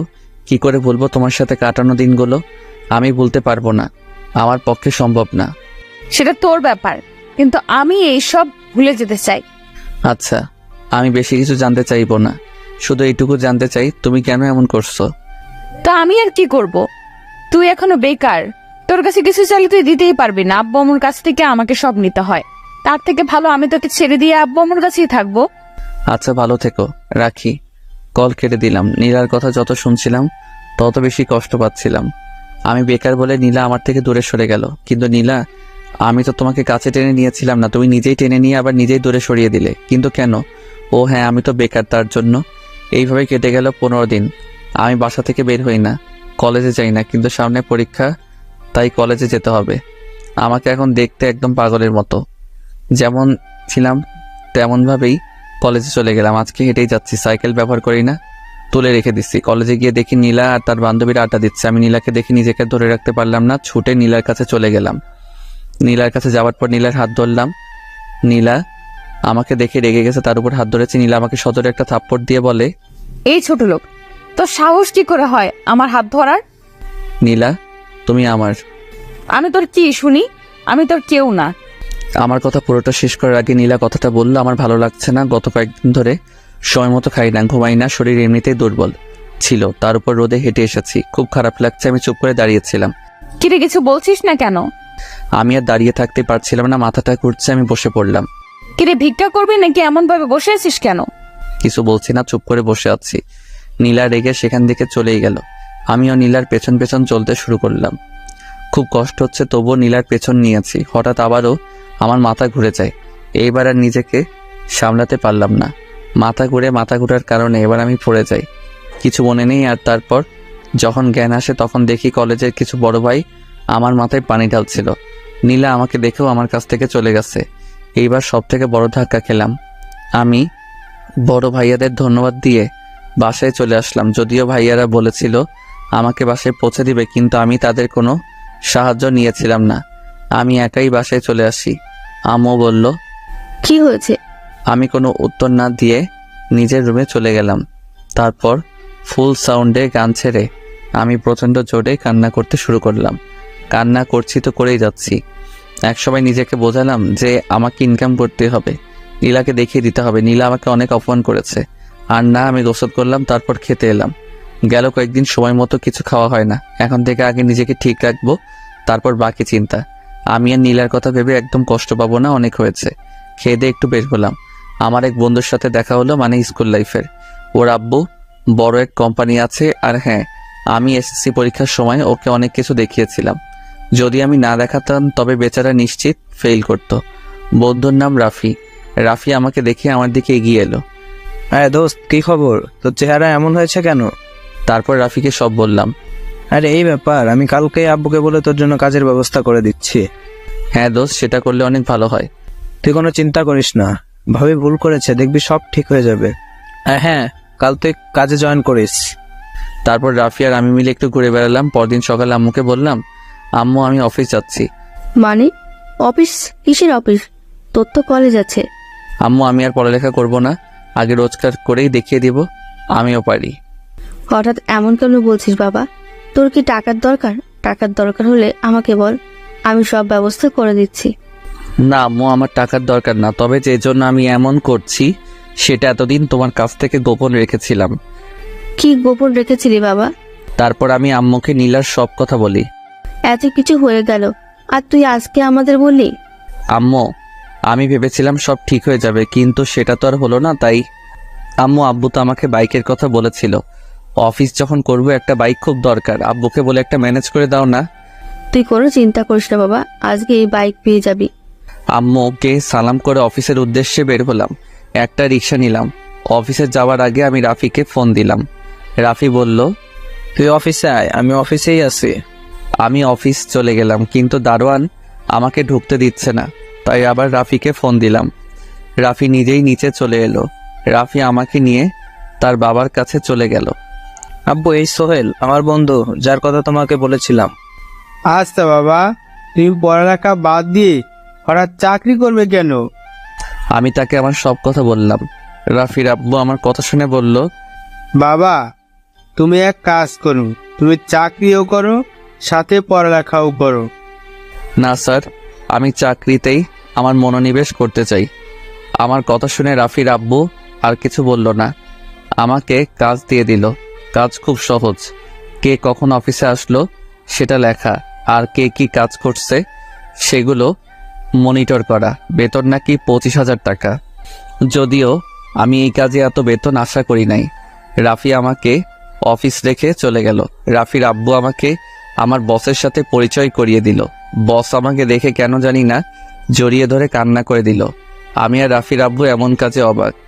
কি ব্যাপার কামাল সাহেব, এমন ভাবে কান্না করছেন কেন? আসলে আমার ছেলের কথা খুব মনে পড়ে গেছিল। কেন, আপনার ছেলের কি কিছু হয়েছে?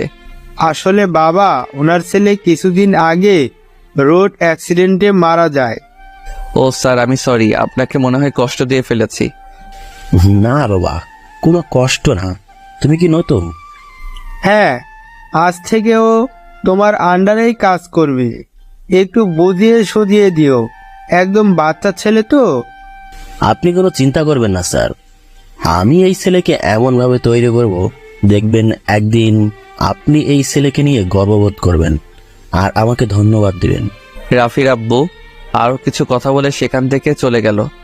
আচ্ছা বাবা, তোমার বয়স তো একদম কম, তোমার তো পড়ালেখা করার বয়স, তুমি এই বয়সে চাকরি করবে কেন? আমি বসকেও সব বললাম। তুমি চিন্তা করো না, মন দিয়ে কাজ করো, আমি তো আছি। যদি কোথাও না বোঝো তাহলে আমাকে বলো, আমি তোমাকে সব বুঝিয়ে দিব। তারপর বস আমাকে কাজগুলো বুঝিয়ে দিল। আমি আমার কাজে লেগে গেলাম। যদিও প্রথম দিন ছিল অল্প কিছু, ভুল ছাড়া প্রায় সব কাজ ভালোভাবেই করতে পেরেছিলাম। বস ও রাফির আব্বু এমনটা দেখে খুব খুশি হলো। আমি তো বিশ্বাস করতেই পারছি না তুমি এত নিখুঁতভাবে কাজ করবে। স্যার, এই ছেলে আরো অনেক কিছু করবে। তোমার জন্য শুভ কামনা রইল। আমি তাদের দুজনকে ধন্যবাদ দিলাম। সারাদিন কাজ করলাম। কাজের চাপে নীলার কথা মনেই পড়ে নাই। খুব ভালোভাবে দিন কেটে গেল। সন্ধ্যায় বাসায় এসে দেখি আব্বু আমার জন্য নতুন বাইক কিনে রেখে দিয়েছে। ও, শান্তি লাগছে। কাল থেকে তাহলে আর রিকশায় করে যেতে হবে না। আমি আব্বু আম্মুর জন্য মিষ্টি নিয়ে এসেছিলাম। তাদের মিষ্টি মুখ করিয়ে আমি রুমে চলে গেলাম। ফ্রেশ হয়ে খেয়ে দিয়ে আবার রুমে চলে গেলাম। নীলার কথা আবার মনে পড়ছে। ফোন হাতে নিয়ে বসে আছি আর ভাবছি নীলাকে কল দিব কি দিব না। একসময় ভাবলাম না থাক, এখন তো অল্প খারাপ লাগছে। নীলাকে ফোন দিলে নীলা অনেক কথা শোনাবে, যেগুলো আরো কষ্টদায়ক হবে। আমি তো ভেবেই নিয়েছি নীলাকে আর ফোন দিব না। যত কষ্ট হোক নীলাকে এবার বলে যেতেই হবে। আমি আর ফোন না দিয়ে ঘুমিয়ে পড়লাম। আম্মুর ডাক শুনে ঘুম ভাঙে। 8টায় অফিস যেতে হবে। আমি সে কথা আম্মুকে আগে থেকে বলে রাখছিলাম। আমি উঠে ফ্রেশ হয়ে নাস্তা করে নতুন বাইক নিয়ে বেরিয়ে পড়লাম। এক বন্ধু বাইক দিয়ে চালানো শিখেছিলাম, তাই কোনো প্রবলেম হবে না আশা করা যায়। আমি বাইক নিয়ে বের হয়েছি। কিছু দূর যেতেই দেখি তিশা দাঁড়িয়ে আছে। আমাকে দেখে তিশা ডাক দিয়ে বলে, এই সোহেল, একটু শোনো না। হ্যাঁ বলো। তুমি তো কলেজে যাচ্ছ তাই না? আমাকে সাথে নিয়ে যাবে? আসলে আমার গাড়ি কিছুদিন ধরে প্রবলেম দিচ্ছে। আমি তো অফিস যাচ্ছি। আচ্ছা উঠো, কলেজের সামনে দিয়েই তো যাব। তিশা উঠে বসে। আমি বাইক চালানো শুরু করি। আচ্ছা, তুমি পড়ালেখা বাদ দিলে কেন?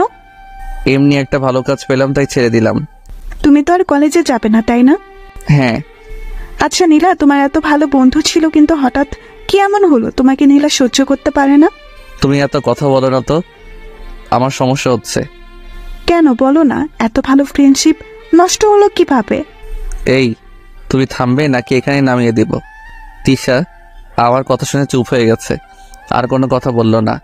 কলেজের সামনে এসে নামো। তিশা যখন নামছিল তখন নীলা সেটা দেখেছিল, কিন্তু নীলার ভাব দেখে মনে হচ্ছিল ব্যাপারটা স্বাভাবিকভাবেই নিয়েছে।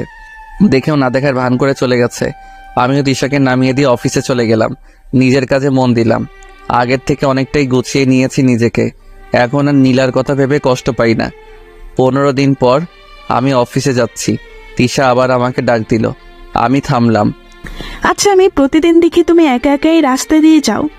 এক কাজ করবে, আমাকে প্রতিদিন নিয়ে যাবে, তাহলে আমার গাড়ির তেল খরচের টাকা বেঁচে যাবে আর কি। আমি ভাবলাম আমি তো একাই যাই, তিশাকে নিলে তেমন সমস্যা হবে না। আমি বললাম আচ্ছা। তুমি তো মনে হয় আজকে গাড়িতে যাবে না, তাই তো? তোমার বাইক থাকতে গাড়িতে কেন যাবো বলো তো? তাহলে কথা না বাড়িয়ে ওঠো। তিশা বাইকে উঠে পড়ল, তবে এমনভাবে আমার গা ঘেঁষে বসেছে আমার কাতুকুতু লাগছে। আচ্ছা, একটা কথা জিজ্ঞেস করি। হ্যাঁ করো। তোমার কি কোনো গার্লফ্রেন্ড আছে? না, আমার কোনো গার্লফ্রেন্ড নেই। যেটা জানতে চেয়েছো আমি সেটার উত্তর দিয়েছি। সত্যি আমার কোনো গার্লফ্রেন্ড নেই। যদি জানতে চাইতো বউ আছে কিনা, তবে বলতাম হ্যাঁ আছে। তবে সেটা এখন শুধু কাগজে কলমে, কবে জানি না ডিভোর্স লেটার হাতে পাবো। তাহলে তো ভালোই হলো। কিসের ভালো আর কেন ভালো? আমি প্রতিদিন তোমার বাইকে যাব, কেউ কিচ্ছু বলবে না তাই। কথা বলতে বলতে কলেজের সামনে চলে এসেছি। সেদিনও নীলা দেখলো কিন্তু কোনো রিয়াক্ট করলো না। এইভাবে আমি এখন প্রতিদিন তিশাকে কলেজে ছেড়ে দেই। নীলা প্রথম কোনো রকম রিয়াক্ট না করলো, ইদানিং দেখি নীলা কেমনভাবে যেন তাকিয়ে থাকে। মাঝে মাঝে মনে হয় খুব রেগে আছে, কিন্তু আমি সেই দিকে কোনো খেয়াল করি না। আমি এমনভাবে নীলার দিকে তাকিয়ে থাকি কেউ বুঝতে না পেরে। আজকে আমি প্রথম বেতন পেয়েছি, খুব ভালো লাগছে নিজের ইনকাম করা টাকা হাতে পেয়ে। অফিস থেকে বের হয়ে আমি শপিং মলে গেলাম। সেখান থেকে আব্বু আম্মু আর নীলার জন্য কিছু জামা কাপড় কিনলাম। বাসায় এসে আব্বু আম্মুকে আমার প্রথম রোজগারের টাকা দিয়ে কেনা জিনিসগুলো দিলাম। আব্বু আম্মু এত খুশি হলো বলে বোঝানো যাবে না। পরদিন আমি একটু আগে বাসা থেকে বের হলাম, সাথে নীলার জন্য কেনা শাড়ি নিয়ে কলেজে গেলাম। দেখলাম নীলা তার বান্ধবীদের সাথে বসে আছে। আমি গিয়ে নীলাকে ডাক দিলাম। নীলা উঠে এলো। কি ব্যাপার, ডাক দিলি কেন? এই নাও, এটা তোমার জন্য, আমার রোজগার করার টাকা দিয়ে কিনেছি। শাড়িটা নীলার দিকে এগিয়ে দিয়ে বললাম। নীলা সেটা না নিয়ে আমাকে অনেক কথা শুনিয়ে চলে গেল। মনটা আবার খারাপ হয়ে গেল। আমি শাড়ি নিয়ে বের হচ্ছিলাম, তখন দেখি তিশা আসছে। তিশা আমাকে দেখে আমার দিকে রেগে আসছে। আমার কাছে এসে, এই তুমি আমাকে আজ রেখে আসছো কেন? এমনি। তোমার হাতে কি? শাড়ি। নিশ্চয়ই আমার জন্য এনেছো, আর আমাকে সারপ্রাইজ দিবে বলেই আগেই চলে আসতো, তাই না? হ্যাঁ। না মানে? হয়েছে, আর বলতে হবে না। শাড়ি এনেছো কিন্তু সেটা দেবার মতো সাহস নেই, ভীতু কোথাকার। তিশা আমার হাত থেকে শাড়ির প্যাকেট নিয়ে নিল। শাড়ি বের করে দেখে বলল, খুব সুন্দর হয়েছে। তাহলে আমি আজ যাই, অফিসে দেরি হয়ে যাচ্ছে। আর একটু থাকো না। না, দেরি হয়ে যাবে। চলে গেলাম। পরদিন সকালে দেখি দিশা আমার দেওয়া শাড়ি পরে দাঁড়িয়ে আছে। এই তোমার ড্রেস কই? আজকে তো কলেজে অনুষ্ঠান আছে, তাই আমি শাড়ি পরেছি। আমি তিশাকে বাইকে তুলে নিলাম। কলেজের সামনে যখন নামিয়ে দিচ্ছিলাম তখন দেখি নীলা তার বান্ধবীদের সাথে আসছে। নীলাকে শুনিয়ে বললাম, তিশা একটা কথা বলি। হ্যাঁ বলো। তোমাকে এই শাড়িটা অনেক সুন্দর মানিয়েছে। এই শাড়িটা তোমার জন্যই পারফেক্ট। সবাইকে তো আর সবকিছুতে মানায় না, এই শাড়ি শুধু তোমাকেই মানায়। ও হ্যাঁ, আমি তো ভুলেই গেছিলাম। কি আছে এতে? খুলেই দেখো। খুলে দেখি একটা ঘড়ি। তোমার জন্য। খুব সুন্দর। পরো। তুমি পরিয়ে দাও। আমরা যখন কথাগুলো বলছিলাম নীলা একটু দূরে দাঁড়িয়ে আমাদের সব কথা শুনতেছিল। তিশা আমাকে ঘড়ি পরিয়ে দিচ্ছে। তখন নীলার দিকে তাকিয়ে দেখি চোখ দুটো লাল হয়ে গেছে, চোখ দিয়ে পানি পড়ছে, আর আমাদের দিকে করুণ দৃষ্টিতে তাকিয়ে আছে। আমি নীলার দিকে যখন তাকালাম, নীলা তাড়াতাড়ি করে চোখ মুছে নিল। তিশা, তোমাকে অনেক ধন্যবাদ। ধন্যবাদ দেওয়ার কি আছে? সত্যি বলতে ঘড়িটা তোমার হাতে না অনেক ভালো মানিয়েছে।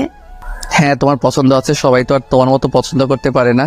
আবার নীলার দিকে তাকিয়ে দেখি আবার চোখ দিয়ে পানি পড়ছে, তবে আগের থেকে বেশি।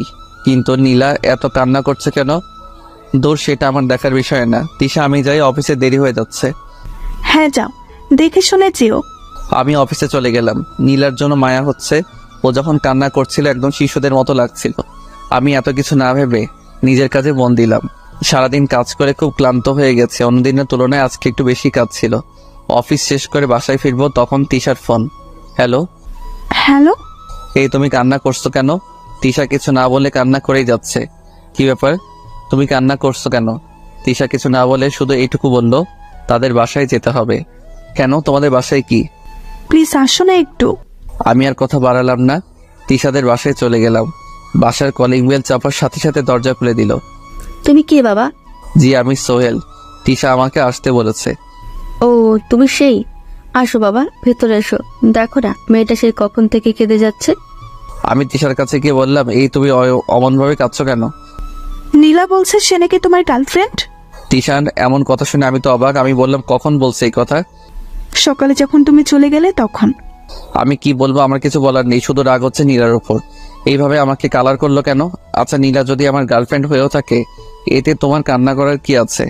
কি নেই সেটা বলো, আমি তোমাকে অন্য কারোর সাথে ভাগ করে নিতে পারবো না। মানে এখানে ভাগাভাগির কি আসলো, কোথা থেকে? সেটা তুমি বুঝবে না। তুমি তো মনে হয় অফিস থেকে আমাদের বাসায় আসছো, তাই না? হ্যাঁ, বাসায় যাওয়ার সুযোগ দিলে তো আমি বাসায় যাব। আচ্ছা যাও, তুমি ফ্রেশ হয়ে আসো, আমি আম্মুকে বলে খাবার দিচ্ছি। না, আমি বাসায় গিয়ে খাবো। তুমি আমাদের বাসায় না খেলে কিন্তু আমি কান্না করব, আর আমিও কিচ্ছু খাবো না।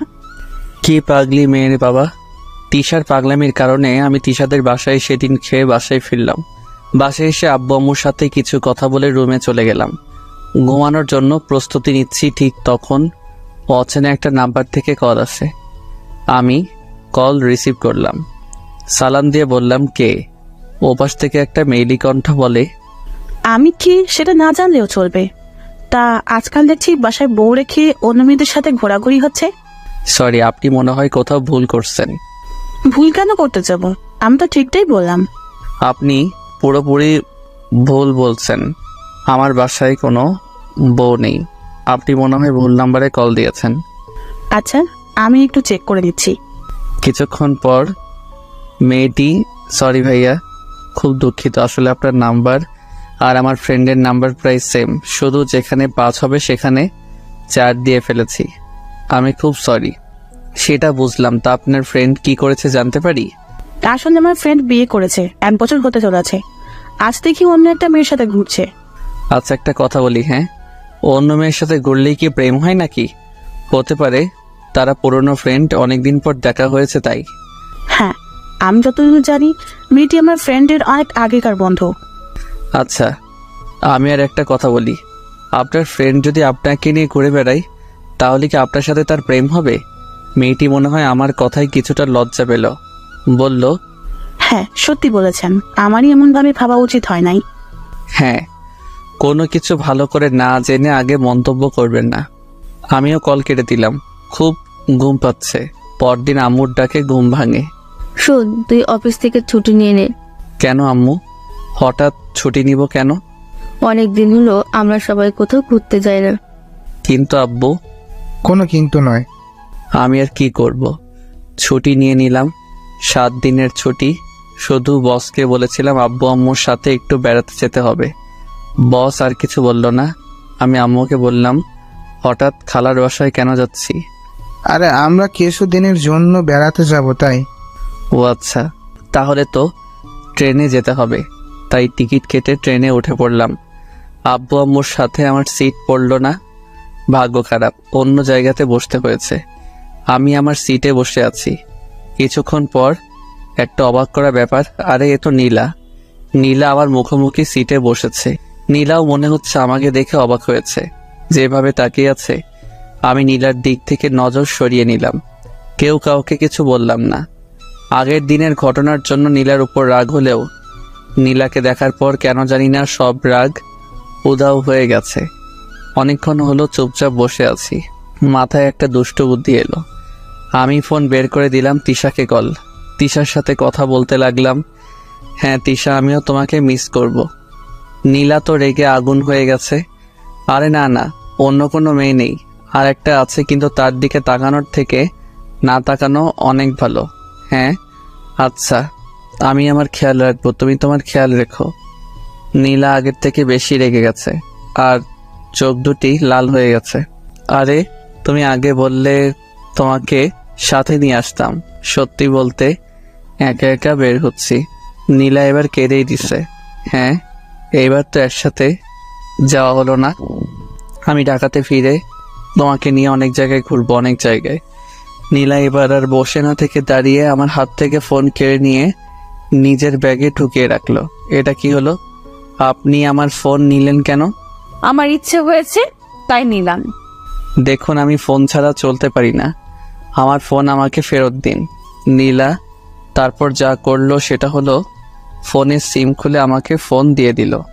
এটা কি হলো? আমি নেট চালাবো কিভাবে? কেন, নেট চালিয়ে ওই ডাইনির সাথে কথা বলবি তাই না? দেখুন, আমার সিম আমাকে ফেরত দিন। না, সেটা পাবি না। আব্বু আম্মুকে ফোন দিব তো? এই নে, আমারটা দিয়ে দে। দৌড়, ভালো লাগে না। আমার জিনিস আমাকে ফেরত দিচ্ছে না। মনে হচ্ছে সিমটা নীলার বাবার কেনা। আমি আর কিছু বললাম না। চোখ বন্ধ করে 2 কানে হেডফোন গুজে গান শুনতে লাগলাম। কে যেন আমার কান থেকে হেডফোন খুলে নিল। আমি চোখ খুলে দেখি নীলা। এই আপনার সমস্যা কি শুনি? আপনি আমার জিনিসে যখন তখন হাত দেন কেন? সেটা তোকে বলতে যাবো নাকি? দেখুন, এখানে অনেক লোকজন আছে বলে এখন আপনাকে কিছু বলছি না, না হলে চড়িয়ে গাল লাল করে দিতাম। অভদ্রমে একজন অপরিচিত মানুষের সাথে এত কিসের রাগ? নীলা হয়তো আমার কাছ থেকে এমনটা আশা করেনি, কিন্তু যেই মেয়ে আমাকে আগে অনেক অপমান করেছে সেই মেয়ে আমার জিনিসগুলোতে একের পর এক হাত দিয়েই যাচ্ছে। নীলা, আমার কথা শুনে আর কিছু না বলে নিজের সিটে বসে পড়ে। কিছুক্ষণ পর লক্ষ্য করি নীলা কাঁদছে। কিছুক্ষণ পর পর চোখ মুছেই যাচ্ছে, চোখ লাল করে ফেলেছে কেঁদে। কাঁদুক, তাতে আমার কি? আমি তো নীলার কিছু হই না। চট্টগ্রাম পৌঁছে গেছি, ট্রেন থেকে নামবো। তার আগে নীলার দিকে আরো একবার ভালো করে তাকিয়ে দেখি নীলা তখনও কাঁদছে, চোখ ভয়ঙ্কর লাল হয়ে গিয়েছিল। ইচ্ছে করছিল চোখের পানি মুছে দিতে, কিন্তু যখনই নীলার করা অপমানগুলোর কথা মনে পড়ল তখনই আমার রাগ উঠে গেল। আমি নীলাকে রেখেই ট্রেন থেকে নামলাম। আব্বু আম্মুকে খুঁজে পেতে তেমন সমস্যা হয়নি, তাদের সাথে খালার বাসায় চলে গেলাম। গত 7 দিনে কারোর সাথে কোনো কথা হয়নি। কি করে হবে, সিম নেই, আর আমি ফেসবুকিং খুব কম করি। 7 দিন পর ঢাকাতে চলে আসি। অফিস যাওয়ার জন্য বাসা থেকে বের হয়েছি। কিছু দূর এগোতেই দেখি তিশা দাঁড়িয়ে আছে। আমি তিশার কাছে যেতেই, ওই হারামি, এই 7 দিনে একবারও ফোন করলি না কেন? আর তোর ফোন বন্ধ ছিল কেন? হারামি বিলাই। এই তুমি রাগ করো কেন? আমার সিম হারিয়ে গেছে। মিথ্যা বলার জায়গা পাস না। ফোন না হারিয়ে সিম হারিয়ে গেছে, এমন একটা দিব না। ওরে বাবারে, এই মেয়ে তো পুরাই গন্ডি। এই তুমি কি বলছো?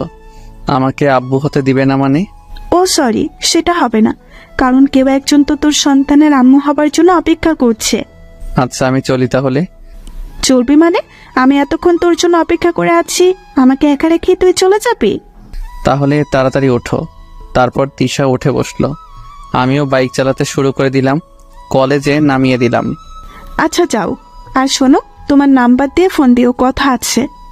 আমি তিশাকে বিদায় জানিয়ে সেখান থেকে চলে গেলাম। দেখি কলেজের 2 নাম্বার গেইটে নীলা দাঁড়িয়ে আছে, আমাকে ইশারা দিয়ে থামতে বলছে। যদিও নীলার সাথে কথা বলার কোনো ইচ্ছা আমার নেই, তবু মেয়েটা এমনভাবে ডাকছে, না শুনে যাওয়া মনে হয় ঠিক হবে না। আমি বাইক থামালাম। হ্যাঁ বলুন, আমাকে কেন দাঁড় করালেন?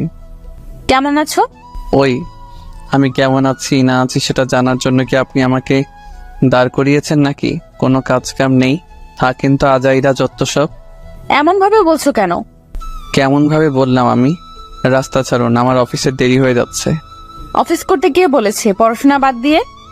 সেটা আপনার থেকে ভালো কেউ জানে না। আমার রাস্তা ছাড়ুন। এই নাও তোমার সিম কার্ড। আমি নীলার কাছ থেকে সিম নিয়ে চলে এলাম। কি দরকার এমন মানুষের সাথে কথা বলার, যে কিনা কোনো একদিন আমাকে জানা তাই বলে অপমান করেছে? আমি যখন চলে আসছিলাম বাইকের লুকিং গ্লাস দিয়ে দেখছিলাম নীলা আমার দিকে তাকিয়ে আছে আর চোখ মুছছে। আমি অফিসে চলে গেলাম। অফিসের বসের সাথে কিছু কথা বলে আমার কাজে আমি মন দিলাম। অনেক দিনের কাজ পড়ে আছে, কাজ করতে করতে হাঁপিয়ে গেলাম। তবুও কাজ শেষ হয় না। আমি মনে মনে বললাম, আর কোনোদিন ছুটি নিয়ে বেড়াতে যাব না। সারাদিন কাজের চাপে মাথা ধরে গেছে। রাতে বাসায় ফিরলাম। এইভাবে চলে গেল আরো কিছুদিন। শুক্রবার শুয়েছিলাম, বিকালের দিকে তিশার ফোন। হ্যাঁ বলো। এই, তুমি না আমাকে বলেছিলে আমাকে নিয়ে ঘুরতে যাবে? হ্যাঁ কথা ছিল তো। তাহলে চলো না, আজকেই আমরা ঘুরতে যাব। কিন্তু প্লিজ, কোনো বারণ দেখিও না, চলো না। আচ্ছা তুমি রেডি হও, আমি বের হচ্ছি। তারপর তিশাকে নিয়ে ঘুরতে বের হলাম। আমরা যখন বাইকে করে যাচ্ছিলাম নীলা আমাদের দেখেছিল পার্কের একটা বেঞ্চে। আমি আর তিশা বসে গল্প করছিলাম। হঠাৎ কে এসে আমার শার্টের কলার ধরলো। আমি পেছন করে দেখি নীলা। কিছুটা ভয় পেয়ে যাই। আপনি করছেন কি? আয়, তোর সাথে আমার কথা আছে। কিন্তু আপনার সাথে আমার কোনো কথা নেই। আরে যাও তো, দেখো কি বলে। নীলা আমাকে তখন এক প্রকার জোর করে অন্য এক জায়গাতে নিয়ে গেল। ওই, তোর লজ্জা করে না বিয়ের পর অন্য কোনো মেয়ের সাথে ঘুরে বেড়াতে? না, আমার লজ্জা করে না। আর আমার বিয়ে কবে হলো? আমার বউকে, আমার বাসায় তো কোনো বউ নেই।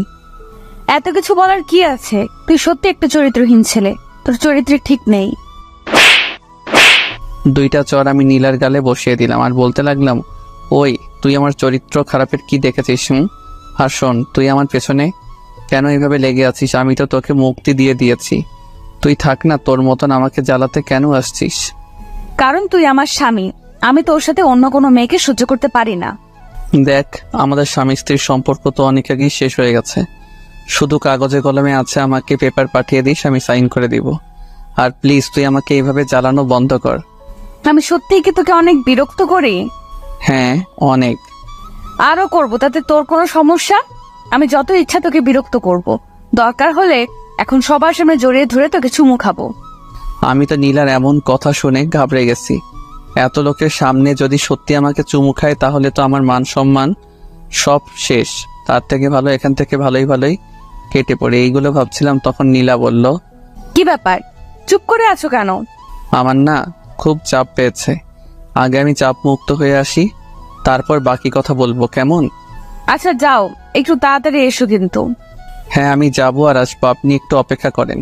তারপর আমি সেখান থেকে চলে এলাম। আমি তিশাকে ফোন করে বলেছিলাম আমার কিছু কাজ আছে, তাই বাসায় যেতে হবে। তারপর আমি সেখান থেকে সোজা বাসায় চলে আসি।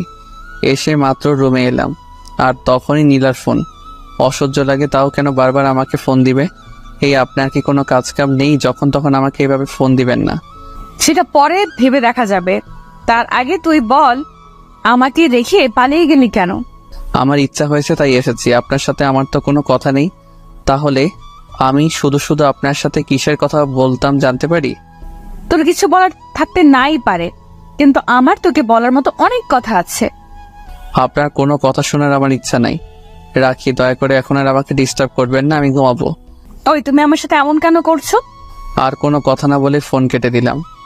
একদিন আমিও অনেক কথা বলতে চেয়েছিলাম, কিন্তু নীলা কখনো আমার কথা শুনতো না, আমাকে অনেকভাবে অপমান করত।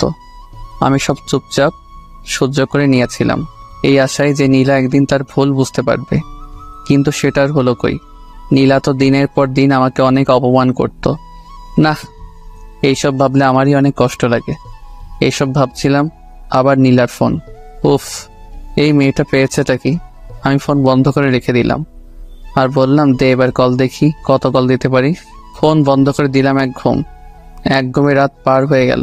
আমি উঠে ফ্রেশ হয়ে নাস্তা খেয়ে অফিসে যাওয়ার জন্য বের হয়েছি। প্রতিদিন তিশা যেখানে দাঁড়িয়ে থাকতো আজকে সেখানে ছিল না, মনে হয় আসছে। একটু কল দিয়ে দেখি। তিশাকে কল দিলাম, কল রিসিভ হলো। হ্যালো তিশা, কই তুমি? কলেজে যাবে না? ওপাশ থেকে। তুমি তো সোহেল, তাই না? হ্যাঁ, কিন্তু আপনি কে? আমি তিশার আম্মু বলছি। ও আন্টি, আপনি কেমন আছেন? ভালো নেই বাবা। কেন আন্টি, এমন কেন বলছেন? আসলে বাবা, গতকাল রাত থেকে তিশার মাথা প্রচুর ব্যথা করছিল। তিশা তখন একটা ঘুমের ওষুধ খেয়ে ঘুমায়, কিন্তু সকালে আমরা দেখি তিশার কোনো জ্ঞান নেই। তাই আমি আর তোমার আঙ্কেল তিশাকে হাসপাতালে নিয়ে এসেছি। আচ্ছা আন্টি, চিন্তা করবেন না, আমি বিকালে যাব একবার হাসপাতালে। এই বলে ফোন কেটে দিলাম। অফিস গেলাম, কিন্তু কাজে মন বসছে না। বসকে বললাম, বস বলল দুপুর পর্যন্ত কাজ করে তারপর বাসায় যেতে। বসকে ধন্যবাদ জানিয়ে আমি কাজে মন দিলাম। দুপুরে অফিস থেকে ছুটি নিয়ে চলে গেলাম হাসপাতালে। আন্টি বলল তিশাকে নাকি অনেকগুলো টেস্ট করাতে হবে। আমি আন্টির সাথে বেশি কথা না বলে তিশার কাছে চলে গেলাম। দেখি তিশা শুয়ে আছে। আমি তিশার পাশে গিয়ে বসলাম। কোনো কথা বলছি না। হঠাৎ তিশা চোখ মেলে তাকালো। আমাকে দেখে তিশা তো দারুণ খুশি। তোমার এতক্ষণে আসার সময় হলো বুঝি? জানো তোমাকে কত মিস করছিলাম। তুমি এখন সুস্থ আছো তো? এতক্ষণ অসুস্থ থাকলেও এখন আমি সুস্থ হয়ে গেছি। আচ্ছা, তোমার কি হয়েছিল গতকাল রাতে? আমার তো অত কিছু মনে নাই, শুধু এটুকু মনে আছে আমার মাথা অনেক ব্যথা করছিল, তারপর আর কিচ্ছু মনে নেই। আচ্ছা, তোমার এত কথা বলার দরকার নেই, এখন চুপ করে শুয়ে থাকো। না, আমি চুপ থাকতে পারবো না, আমি তোমার সাথে কথা বলবো। আমার কথা না শুনলে আমি এখনই চলে যাব কিন্তু। এই না না, আমি চুপ হয়ে যাচ্ছি, তবুও তুমি যেও না প্লিজ। হ্যাঁ, তুমি চুপ থাকলে আমি যাব না। এরপর তিশা চুপ হয়ে যায় আর আমার দিকে তাকিয়ে থাকে। আমি তিশার দিকে তাকাতে পারছি না, আমি অন্যদিকে চেয়ে আছি। হঠাৎ তিশা বলল, এই তুমি দুপুরে খেয়েছো? না, আমি তো অফিস থেকে এখানে এসেছি। তুমিও না? দাঁড়াও, আমি এক্ষুনি আম্মুকে বলছি। তিশা, এটা তোমার বাসা না, ওকে? তাহলে তুমি প্লিজ এখন বাসায় চলে যাও, আবার পরে এসো। হ্যাঁ, আমি আজ যাই, কেমন? পরে আবার আসবো। ওকে, যাও, দেখে শুনে যাবে কিন্তু। তুমি দেখে শুনে থেকো। চলে এলাম বাসায়। আম্মু জিজ্ঞেস করছিল তাড়াতাড়ি বাসায় ফেরার কারণ কি। আমি বলেছিলাম ভালো লাগছিল না, তাই চলে এসেছি। আম্মু আর কিছু বলে নাই। রাতে শুয়ে আছি, তখন তিশা ফোনে হ্যাঁ বলল। রাতে হঠাৎ কেন ফোন দিলে? তোমাকে দেখতে খুব ইচ্ছে করছে, একটু আসবে? কাল গেলে হয় না? না, হয় না। তুমি এখন আসো না প্লিজ, একবার আসো, খুব মিস করছি তোমায়। আচ্ছা, আমি আসছি, তবে বেশিক্ষণ থাকতে পারবো না কিন্তু। আগে তো তুমি আসো, পরে বাকি কথা। আমি চলে গেলাম হাসপাতালে। তিশা এখন উঠে বসেছে। আমাকে দেখে তিশা বলল, এই তুমি এসেছো, আসো আমার কাছে আসো। আমি গিয়ে তিশার পাশে বসে পড়ি। তিশার আম্মু ছিল সেখানে। আমাদের বলল, তোরা কথা বল, আমি ডাক্তারের সাথে কথা বলে আসছি। তা এই এত রাতে আমাকে ডেকে আনার কি দরকার ছিল? আমি কি করব, তোমাকে আমি খুব মিস করছিলাম, দেখতে খুব ইচ্ছা করছিল, তাই তো ডেকে আনলাম। দেখা হয়ে গেছে, এবার আমি যেতে পারি? প্লিজ আর কিছুক্ষণ থাকো না। না, আমার আবার কাল সকালে অফিস আছে। আচ্ছা তাহলে যাও, দেখে শুনে যাবে। বাসায় যাবার পরে আমাকে ফোন দিয়ে জানিয়ে দিবে কিন্তু। আমি তিশাকে বাই বলে বাসায় এসে তিশার সাথে কিছুক্ষণ কথা বলে ঘুমিয়ে পড়ি। তিশা 4 দিন হাসপাতালে ছিল। আমি প্রতিদিন তিশার সাথে দেখা করতে যেতাম। 5 দিন পর তিশা আবার কলেজে যাবে। আমাকে আগে থেকে ফোন দিয়ে জানিয়ে দিল। আমি যথাসময়ে তিশাকে পিক আপ করলাম। কলেজের সামনে তিশাকে নামিয়ে কিছু কথা বলছিলাম, তখন দেখি নীলা আমাকে দেখে রাগী লোক নিয়ে তাকিয়ে আছে। নীলাকে আরও একটু রাগানোর জন্য তিশার সাথে আরও হেসে হেসে কথা বললাম। তাদের কাজ হলো নীলা আরও রেগে গেছে। তারপর আমি তিশাকে বাই বলে অফিসে চলে গেলাম। এইভাবে আরও 10 দিন কেটে গেল। আমি একটা বিষয় খেয়াল করলাম, তিশা দিন দিন কেমন জানি শুকিয়ে যাচ্ছে, চোখের নিচে কালি পড়ে গেছে। আমি অনেকবার জিজ্ঞেস করেছি, কিন্তু তিশা আমাকে কখনো তার সঠিক উত্তর দেয় নাই। নানানভাবে কথা এড়িয়ে যেত। 14 দিনের মাথায় আমি অফিস থেকে বাড়ি ফিরে রীতিমতো অবাক হয়ে গেলাম। কেন জানেন, আমি অফিস থেকে বাসায় ফিরে কলিং বেল চাপতেই নীলা দরজা খুলে দেয়। আমি মনে হয় কোনো স্বপ্ন দেখছি, তাই না? কেন স্বপ্ন দেখতে যাবে কেন? না মানে আপনি আমাদের বাসায়, তো তাই। এটা তো আমার বাড়ি, আমি থাকবো না তো ওই ডাইনিংটা থাকবে নাকি? সরি, এটা আপনার বাসা হলো কবে? যেদিন তোমাকে বিয়ে করেছি সেদিন থেকেই। নীলার মুখে বিয়ের কথা শুনে রাগ উঠে গেছে। দেখেন, আপনি আমাদের বাসায় কেন এসেছেন আমি সেটা জানি না, কিন্তু আমাদের বিয়ে নিয়ে কোনো কথা বলবেন না, এই বলে দিলাম। কেন কোনো কথা বলবে না কেন? কারণ বিয়ে একটা পবিত্র কাজ। আপনার মুখে বিয়ের কথা মানায় না। আপনি আমাদের বিয়ে নিয়ে কথা বললে সেটা অপবিত্র হয়ে যায়। আর আপনি এভাবে দরজা আঁকড়ে দাঁড়িয়ে আছেন কেন?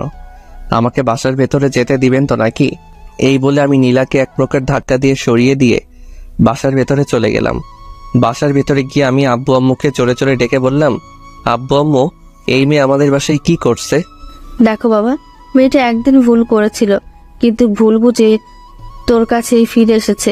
আম্মু, আমি এই মেয়েকে আর চাই না, বের হয়ে যেতে বলো আমাদের বাসা থেকে। নীলা আমার কথা শুনে আমার দিকে করুণ দৃষ্টিতে তাকিয়েছিল। দেখে মনে হচ্ছে এখনই চোখ দিয়ে জল গড়িয়ে পড়বে।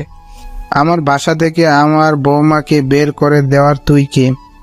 আব্বুর কথা শুনে অবাক হয়ে গেলাম। এই মেয়ে নিশ্চয়ই আব্বু আম্মুকে নিজের কবজায় নিয়ে নিয়েছে, তাই আব্বু আম্মু নীলার হয়ে কথা বলছে। তোমাদের যা ইচ্ছা তাই করো, কিন্তু নীলা যেন আমার সামনে না আসে। এই বলে আমি রুমে চলে গেলাম। দেখি রুমে নীলার অনেক জিনিস, আমার রাগ উঠে গেল।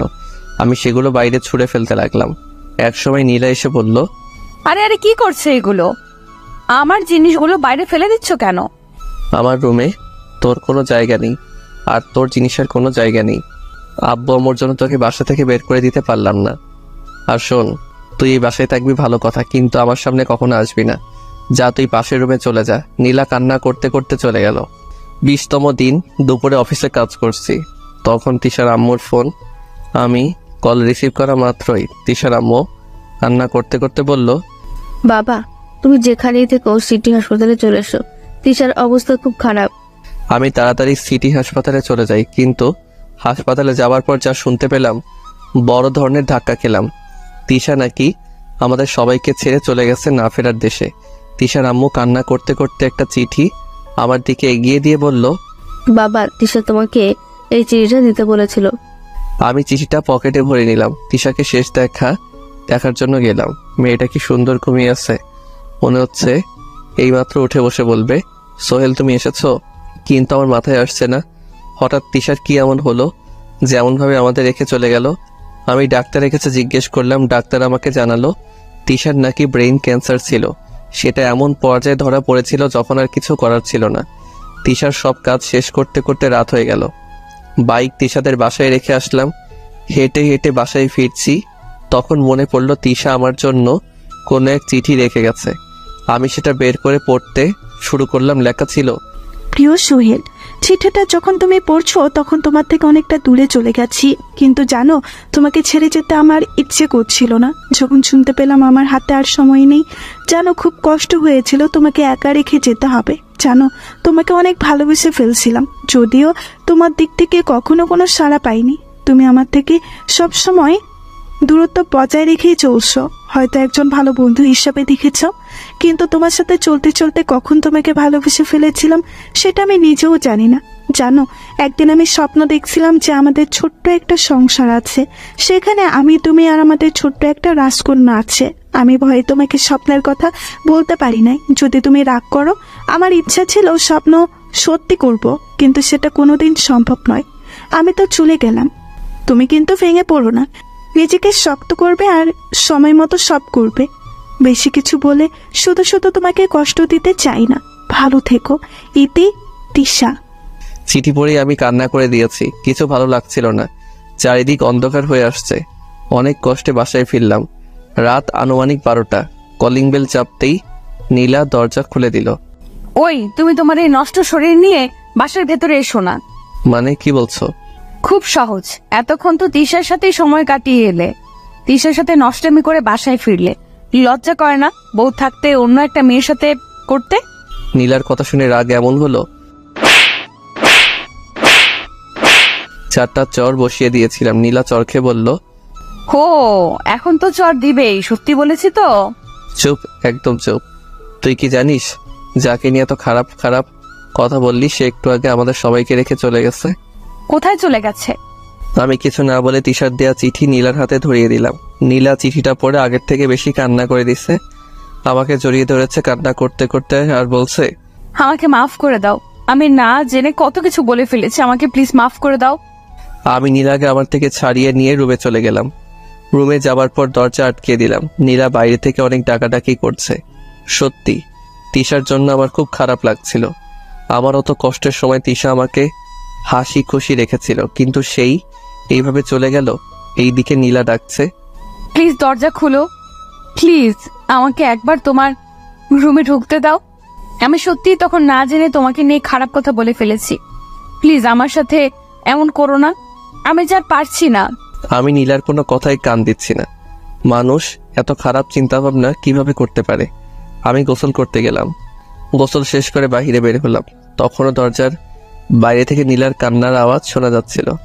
ন্যাকা কান্না করছে। ভালো লাগে না আমার, যেদিন থেকে এসেছে আমাকে নানানভাবে চালিয়ে মারছে। কান্না কিছুতেই থামছে না, কি করবো ভেবে পাচ্ছিলাম না। তিশার জন্য কষ্ট হচ্ছে, তার উপর নীলার কান্না, সব মিলিয়ে একটা অসহ্য হয়ে দাঁড়িয়েছে। আমি কোনো উপায় না পেয়ে একটা ঘুমের ওষুধ খেয়ে ঘুমিয়ে পড়লাম। কিছুক্ষণের মধ্যে চোখে দুপাতা লেগে আসলো। আমি হারিয়ে গেলাম ঘুমের রাজ্যে। সকাল হয়ে গেছে, আজান দিচ্ছে, নামাজ পড়বো, তাই উঠে ফ্রেশ হয়ে বেরোলাম। দরজা খুলতেই দেখি নীলা দরজার বাইরে শুয়ে আছে। মায়া হচ্ছিল নীলার জন্য, কিন্তু আমি নীলাকে ডাক দিলাম না। নামাজ পড়তে চলে গেলাম। বাসায় আসলাম একটু বেলা করে। বাসায় আসার পর দেখি নীলা রান্না করছে। আম্মু নীলাকে সাহায্য করছে। আমি আম্মুকে উদ্দেশ্য করে বললাম, আম্মু তোমার কি রান্না করতে অসুবিধা হয়? যদি হয় তবে আমাকে বলো, আমি রান্নার জন্য লোক নিয়ে আসবো। কেন, রান্নার জন্য কাজের লোকের কি দরকার? বৌমা তো আছেই, আমাকে সে কখন থেকে সরিয়ে নিজেই রান্না করছে, আমি শুধু একটু সাহায্য করেছি মাত্র। আম্মু আমি সবার হাতে রান্না খেলেও ওই মেয়ের হাতের রান্না খেতে পারবো না। আমার কথা শুনে নীলার হাসি খুশি মুখ মুহূর্তে অন্ধকার হয়ে গেল। কেন, বৌমার হাতের রান্না খেতে তোর সমস্যা কি? আম্মু ওই মেয়ের হাতে রান্না খেয়ে বিষ খেয়ে মরে যাওয়া অনেক ভালো। এবার নীলা মনে হয় নিজেকে আর সামলে রাখতে পারলো না, কেটে দিয়েছে। দিদি তো মেয়েটাকে কাঁদিয়ে। আম্মু ওইসব ন্যাকা কান্না, এর আগে এরকম ন্যাকা কান্নার জন্য তো আমাকে কম কষ্ট সহ্য করতে হয়েছে। আমি নতুন করে ওই ন্যাকা কান্নার জন্য আর কষ্ট সহ্য করতে পারবো না। তুমি যদি আমার জন্য রান্না করো তাহলে আমি খাবো, না হলে না খেয়েই আমাকে অফিস যেতে হবে। তাহলে ভালো করে শুনে রাখ, আমি তোর জন্য কোনো রান্না করতে পারবো না। বৌমা রান্না করেছে আর তুই সেটা খেলে খাবি, না খেলে না। মা এভাবে বলো না, ও না খেয়ে থাকবে নাকি? আম্মু আমার জন্য কাউকে আগলা দরদ দেখাতে হবে না, আর কাউকে কষ্ট করে রান্নাও করতে হবে না। আমি চললাম।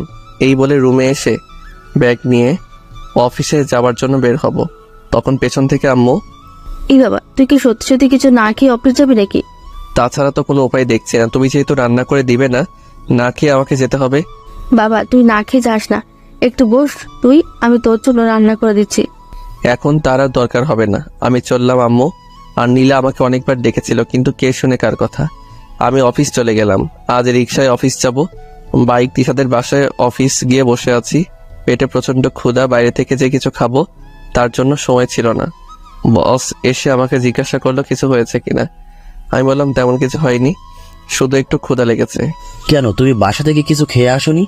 না, সেই সময়টুকু আমি পাইনি। আচ্ছা যাও, ক্যান্টিন থেকে কিছু খেয়ে এসো। খালি পেটে কাজ করলে কোনো কাজ ভালোভাবে শেষ করতে পারবে না। আমি বসকে বললাম আপনিও চলুন না আমার সাথে। না বাবা, এখন তো আমার কিছু কাজ আছে, দুপুরে আমরা একসাথে খাবো, কেমন? আমি বললাম আচ্ছা ঠিক আছে। তারপর আমি একাই ক্যান্টিনে খেতে চলে গেলাম। বাইরের জিনিস আমার আবার তেমন ভালো লাগে না, কিন্তু প্রচন্ড ক্ষুধা লাগার কারণে খেতে হচ্ছে। খাওয়ার পর কাজে মন দিলাম।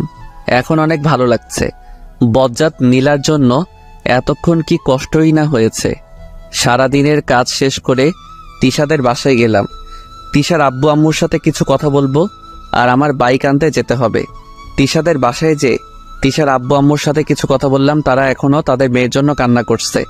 কান্না করারই কথা, একটা মাত্র মেয়ে ছিল। তবে আজ যখন তিশাদের বাসায় ছিলাম, বাসাটা কেন জানি না আমার কাছে প্রাণহীন মনে হচ্ছিল। এর আগে অনেকবার এই বাসায় এসেছি, তখন তিশা সারা বাসা মাথায় করে রাখতো, আর এখন একটা ভূতরে বাসা মনে হচ্ছে। আমি তাদের বললাম দেখুন, কান্না করে আর কি হবে, ভাগ্যে যা ছিল তাই হয়েছে। এইভাবে কান্না না করে তিশার জন্য নামাজ পড়ে দোয়া করুন। আরও কিছু কথা বললাম, তারপর বাইক নিয়ে বাসায় চলে আসলাম। কলিং বেল বাজানোর আগে দেখি দরজা খুলে গেছে। নীলা এসে দরজা খুলে দিয়েছে। আমি নীলার সাথে কোনো রকম কোনো কথা না বলে আমার রুমে চলে গেলাম। রুমে যাওয়ার পর ফ্রেশ হয়ে নিলাম। ফ্রেশ হয়ে বেরিয়ে এসে দেখি টেবিলের উপর আমার আর নীলার বিয়ের ছবি। এতদিন এখানে আমার একার ছবি ছিল। বিয়ের পর কিছুদিন আমার আর নীলার ছবি ছিল, কিন্তু পরে নীলাই সেটা সরিয়ে আমার একার ছবি রেখে দিয়েছিল। ছবিটা দেখে কেন জানি না রাগ হচ্ছে। আমি আম্মুকে ডাক দিয়ে বললাম আম্মু, ও আম্মু তাড়াতাড়ি আমার রুমে আসো তো। আম্মু আমার রুমে এসে বলল, কি রে বাবা, কি হয়েছে? এমন ভাবে ডাকছিলি কেন? আম্মু আমার রুমে এসে ওই ছবিটা কে রেখেছে? আমি তো সেটা জানি না। তখন দরজার পাশ থেকে নীলা বলল, না মানে ছবিটা আমি রেখেছিলাম আর কি। ওই তোর সাহস হয় কি করে আমার ছবি সরিয়ে একটা মিথ্যা বিয়ের ছবি আমার টেবিলে রাখার? মিথ্যা কিসে? তোমার আর আমার তো সত্যিই বিয়ে হয়েছে, আর সেটার স্মৃতি হিসেবে এই ছবিটা। তোর স্মৃতির কিছুর কই? এই বলে আমি ছবিটা হাতে নিয়ে মেঝেতে ছুঁড়ে মারলাম। কাচের ফ্রেমের সাথে সাথে ভেঙে গেল। আম্মু আর নীলা অবাক দৃষ্টিতে তাকিয়ে আছে। এটা তুই কি করলি বাবা? আম্মু, যেটা করেছি অনেক ভালো করেছি। আচ্ছা বাবা, এখন রাগারাগি করার দরকার নেই, চল খেতে চল। আমি এই মেয়ের হাতে রান্না খেতে পারবো না। তোকে বৌমার হাতে রান্না খেতে হবে না, আমি তোর জন্য রান্না করে রেখেছি। তাহলে ঠিক আছে চলো। আম্মু আমাকে সাথে নিয়ে চললো। যাওয়ার সময় নীলাকে বলল, বৌমা তুমি ওসো, সে সকাল থেকে তো না খেয়ে আছো, এখন খেতে চলো। আম্মু, বাসায় কি খাবার ছিল না নাকি? কেন, এই কথা কেন? তুমি তো এখন বললা ওই মেয়েটা নাকি সে সকাল থেকে কিছু খায়নি। বৌমা তো তোর জন্য না খেয়ে আছে, তুই না খেয়ে চলে গেলি। বৌমা বললো তুই যতক্ষণ না খাবি ততক্ষণ নাকি বৌমা কিচ্ছু খাবে না। আমি আর তোর আব্বু কত বোঝাইলাম, কিন্তু কিছুতেই মেয়েটা কিছু খেলো না। এক কথা, তুই বাসায় এসে আগে খাবি, তারপর নাকি সে খাবে। আমি জোর করে বললাম, আম্মু আমার জন্য কাউকে ঢং করে না খেয়ে বসে থাকতে হবে না, আমার যখন ইচ্ছা আমি খাবো। এর জন্য যে কেউ না খেয়ে বসে থাকবে এইভাবে সে কি প্রমাণ করতে চায়?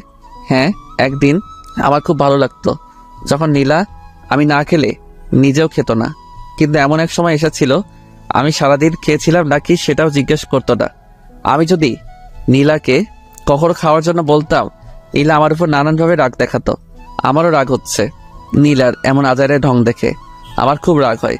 শুধু আব্বু আম্মুর জন্য নীলাকে বেশি কিছু বলতে পারি না। নিজের রাগ নিজের মধ্যে পোষণ করি। খাবার টেবিলে সবার জন্য মাংস আর আমার জন্য ডিমের তরকারি। আমি আম্মুকে জিজ্ঞাসা করলাম, আম্মু আমার জন্য একটু মাংস রান্না করতে পারলে না? মাংস রান্না করলে তো তুই ভাবতি বৌমার রান্না, আমি আমার নামে চালিয়ে দিয়েছি, তাই তোর জন্য আলাদা তরকারি। তাই বলে ডিমের? বাহ, কত স্বাদ! আহ, তরকারি যা হয়েছে না। আব্বু তুমি খাচ্ছ না কেন? এত কথার কি আছে? আহ, যা হয়েছে না। বৌমা তুমি এখন থেকে প্রতিদিন রান্না করবে। মন চাচ্ছে সব আমি একাই খেয়ে নিই। আব্বুর এইরকম কথা শুনে আমি প্লেট নিয়ে আমার রুমে চলে গেলাম। এমনিতেও হিংসা হচ্ছিল, সবাই খাচ্ছে মাংস দিয়ে আর আমি ডিম। তার উপর আব্বুর বলা কথাগুলো কোনোরকম সেদিন খেয়ে উঠলাম। ঘুমাতে যাব, তখন নীলা আমার রুমে এলো। কি ব্যাপার, কিছু বলবেন? বলবো, কিন্তু তুমি আমাকে আপনি করে কেন বলছো? তুমি করে বলার অধিকার হারিয়ে ফেলেছি তো তাই। এই তুমি আমাকে আর কত কষ্ট দিতে চাও বলবে একটু? আমি আপনাকে কখন কষ্ট দিলাম? হ্যাঁ, আগে দিয়েছি। সারাদিন আপনার খোঁজ খবর দিয়েছি, নানাভাবে আপনাকে বিরক্ত করেছি, কিন্তু এখন তো আপনাকে আমি কোনোভাবে বিরক্ত করছি না। তাহলে আপনার এত কষ্ট কিসের? তুমি সেটা বোঝো না? না, আমি বুঝি না। আর আজকে জানতো আমার খুব ঘুম পাচ্ছে, ঘুমাবো। কাল আবার অফিস নাকি মিটিং কি আছে, একটু আগে যেতে হবে, অনেক কাজ আছে। ভাবছি আজকে কিছু কাজ করে রাখবো, তাই দয়া করে এখন আমাকে একটু ফ্রি করে দিন প্লিজ। আচ্ছা, আমি কি ক্ষমার অযোগ্য? মানে আপনার কথা কিছু বুঝলাম না। আচ্ছা, তুমি আমার সাথে এমন আর করো না। আমি আর নিতে পারছি না, আমার দম বন্ধ হয়ে আসছে। এই, আপনি এখন আমার রুম থেকে জানতো, আমি কাজ করব। না, আমি যাব না, আমি তোমার সাথেই থাকবো। ভালোভাবে যেতে বলছি কিন্তু। না গেলে কি করবা? আমি তখন নীলার হাত ধরে নিয়ে টেনে রুমের বাইরে বের করে দিলাম। কাজ করে ঘুমিয়ে পড়লাম। পরদিন অফিসে যাব, দেখি নীলা কলেজে যাওয়ার জন্য রেডি হয়েছে। এই, আমি তোমার সাথে যাব। কেন আমার সাথে যেতে হবে কেন? পিচ্চি বাচ্চা নাকি? তুমি আমাকে তোমার সাথে নিবে না? আমি নিতে পারবো না নীলা। তারপর রেগে গিয়ে বই খাতা সব ছুঁড়ে ফেলে দিচ্ছে আর বলছে আমি আর কোনোদিন কলেজেই যাব না। সেটা আপনার ব্যাপার, আমি চলি। নীলা আমার কথা শুনে রেগে গেল। রাগের কারণে বই খাতা সব ছুঁড়ে ফেলে দিতে লাগলো। আমি নীলাকে থামানোর কোনো চেষ্টা করলাম না। আমি অফিসে চলে গেলাম। এইভাবেই কাটতে লাগলো দিনগুলো। অনেক দিন কেটে গেল, কিন্তু আমি আমার জায়গা থেকে একদম স্থির আছি। নীলা বারবার আমার কাছে আসতে চায়, কিন্তু আমি আসতে দেই না। নানানভাবে অপমান করে সব সহ্য করে নেয় মেয়েটা। কখন আমাকে এগিয়ে কিছু বলেনি। আগে যে মেয়েটা নিজের চুলগুলো গুছিয়ে রাখতে পারতো না, পাগলির মতো দেখা যেত অনেক সময়, এই কয়েক মাসের ব্যবধানে মেয়েটা কি সুন্দর সংসার গুছিয়ে নিয়েছে। সব কাজ এখন নীলাই করে। আম্মুকে তেমন কোনো কাজ করতে দেয় না। আম্মু শুধু আমার জন্য রান্না করে, কারণ নীলার কোনো কিছু আমার সহ্য হয় না। কিন্তু আগের থেকে এখন নীলার উপর আমার রাগ অনেক কম হয়। পুরনো প্রেম জেগে ওঠে মাঝে মধ্যে। আমি তবুও নীলাকে আমার কাছে কখনো টেনে নেই না। কি দরকার যদি আবার সে আগের মতোই করে। অফিস থেকে এসে একদিন শুয়েছিলাম। নীলা তখন আমার রুমে আসলো। এসে কেমন জানি করতে লাগলো। দেখে বোঝা যাচ্ছে কিছু একটা বলতে চাচ্ছে। কি এবার কিছু বলবে নাকি? না, মানে কালকে আমার সাথে একটু শপিং এ যাবে? দেখো, আমি সারা সপ্তাহ কাজের পর একদিন ছুটি পাই। আমি যেতে পারবো না। টাকা দরকার তো সেটা বলে দিলেই হয়। আমাকে শুধু শুধু টানছো কেন? না, ব্যাপারটা সেরকম নয়, তুমি সাথে গেলে ভালো হতো। যেতে পারবো না। কত টাকা দরকার আমাকে সকালে বলে দিও, আমি দিয়ে দিব। এখন যাও, আমি ঘুমাবো। নীলা আর কিছু বলার সাহস পেল না। জানেও কিছু বললে আমি রেগে যাব, আর রেগে গেলে কখন কি করে বসবো সেটা আমি নিজে জানি না। নীলা চলে যাওয়ার পরে আমার ঘুম আসতেছিল না, তাই ভাবলাম একটু ছাদে গিয়ে ঘুরে আসি।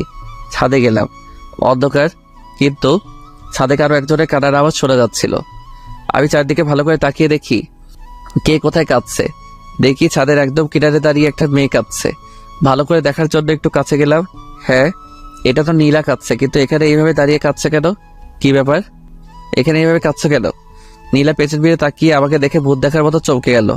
কই, আমি কখন কাঁদলাম? মাত্রই তো শুনতে পেলাম। না, আমি কাঁদি নাই। তা তুমি না ঘুমাবে? ঘুম আসছিল না তো, তাই ছাদে এলাম।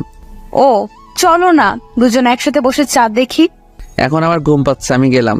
নীলার সাথে বসে চাঁদ দেখায় চেয়ে বিটিভিতে সংবাদ দেখা অনেক ভালো। তবু দেশের কোথায় বাতাবি লেবু ভালো চাষ হচ্ছে সেটা জানা যাবে। আমি রুমে এসে ঘুমিয়ে পড়লাম। আজান শুনে ঘুম ভাঙলো। নামাজ পড়তে চলে গেলাম। একটু হাঁটাহাঁটি করলাম। তারপর বাইরে থেকে খেয়ে আসলাম, কারণ আজকে বাসায় মাংস রান্না হবে, আর আমার জন্য হবে ডিমের তরকারি। ভালো লাগে না, যেদিন বাসায় মাংস রান্না করে সেদিনই আমাকে ডিমের তরকারি খেতে হয়। রান্না পারি না বলে নির্যাতন করে। বাসায় এসে টিভি দেখছিলাম, আম্মু আমাকে খেতে ডাকছিল। আমি বলেছিলাম পরে খেয়ে দিব। কিছুক্ষণ পর নীলা আমার কাছে এসে বলল, এই গতকাল রাতের ব্যাপারটা মনে আছে? কোন ব্যাপারে কথা বলছো? আজ তো আমাদের শপিং এ যাবার কথা। আমাদের নয়, তোমার যাওয়ার দরকার। তুমি যাও। কেমন? আমাকে একদম টানবে না। তোমার সাথে বাইরে যেতে আমার ইচ্ছা করে না।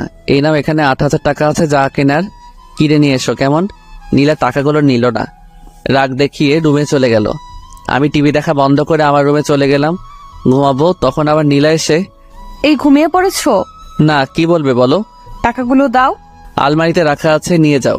নীলা টাকাগুলো নিয়ে চলে গেল। আমি না ঘুমিয়ে গোসল করে জুমার নামাজ পড়তে চলে গেলাম। নীলা যখন টাকা নিয়েছিল তখন বাজে 12টা, আর এখন বাজে সন্ধ্যা 7:21। মেয়েটা এখনো কেন বাসায় আসছে না, খুব চিন্তা হচ্ছে আর রাগও হচ্ছে অনেক। এমন সময় কে যেন বাসার কলিং বেল বাজালো। আম্মুকে দরজা খুলে দিল। নীলা বাসায় ফিরেছে, তাহলে দেখেও শান্তি লাগছিল। কি রে মা, এতক্ষণ কোথায় ছিলি? আম্মু আর বলো না, শপিং করতে যাব, কিন্তু রাস্তায় এক বন্ধুর সাথে দেখা হলো, সে তার বাসায় নিয়ে গেল, তাই একটু দেরি হয়ে গেল। আম্মু জিজ্ঞাসা করো ছেলে বন্ধু নাকি মেয়ে? তানহাদের বাসায় গিয়েছিলাম। তা বৌমা, তোমার হাতে এত ব্যাগ কিসের? আগে বাসার ভেতরে চলো, তারপর বলছি। আব্বু আর আমি আগে থেকে বসে টিভি দেখছিলাম, আম্মু এসেও যোগ দিল। তা সোহেলের জন্য কিছু আনিস নেন? ও দাঁড়াও, দেখাচ্ছি। এই বলে নীলা একটা ব্যাগ আব্বুর থেকে এগিয়ে দিয়ে বলল, আব্বু এটা তোমার, আর আম্মু এটা তোমার। কি দরকার ছিল এত টাকা খরচ করার? আপু কাল কত তারিখ? 13 তারিখ। তোমাদের হয়তো মনে নেই, কিন্তু আমার খুব ভালোভাবে মনে আছে। আগামীকাল আমাদের বিয়ের 1 বছর পূর্ণ হতে যাচ্ছে, তাই ভাবলাম সবাই মিলে আগামীকালকে ছোট্ট একটা অনুষ্ঠান করব। আমি নীলার কথা শুনে একটু অবাক হলাম, আমার তো মনেই ছিল না। আগে বলবি তো, তাহলে আমি অনুষ্ঠান করতাম।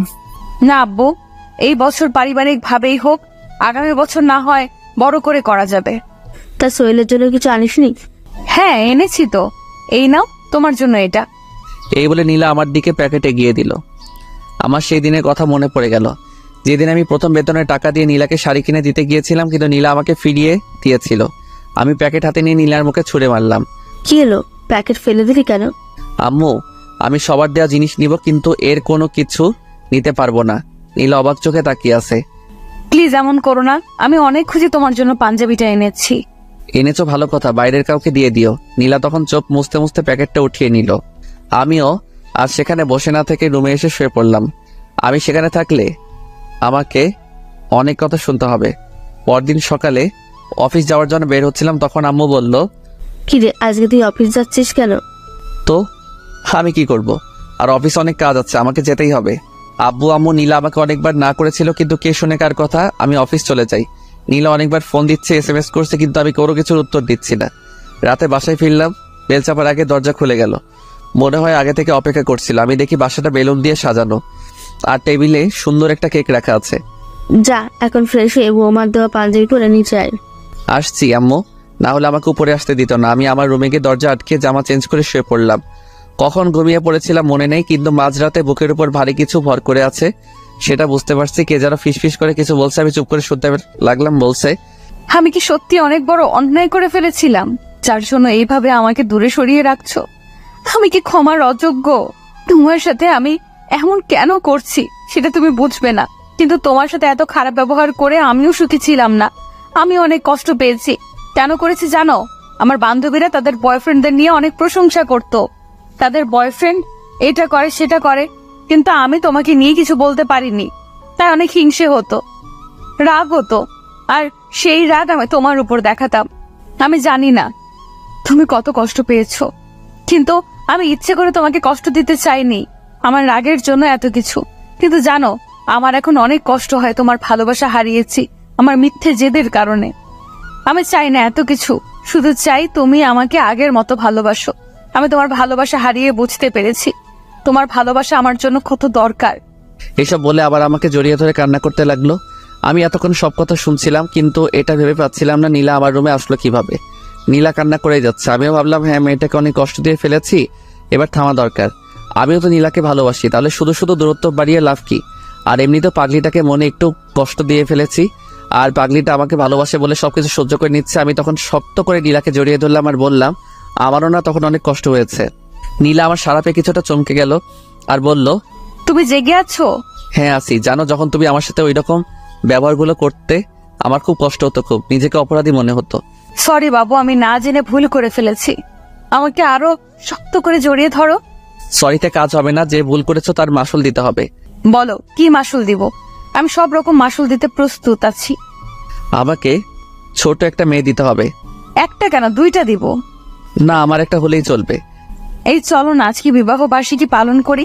হ্যাঁ চলো, কিন্তু তার আগে এটা বলো, তুমি আমার রুমে কিভাবে আসলে?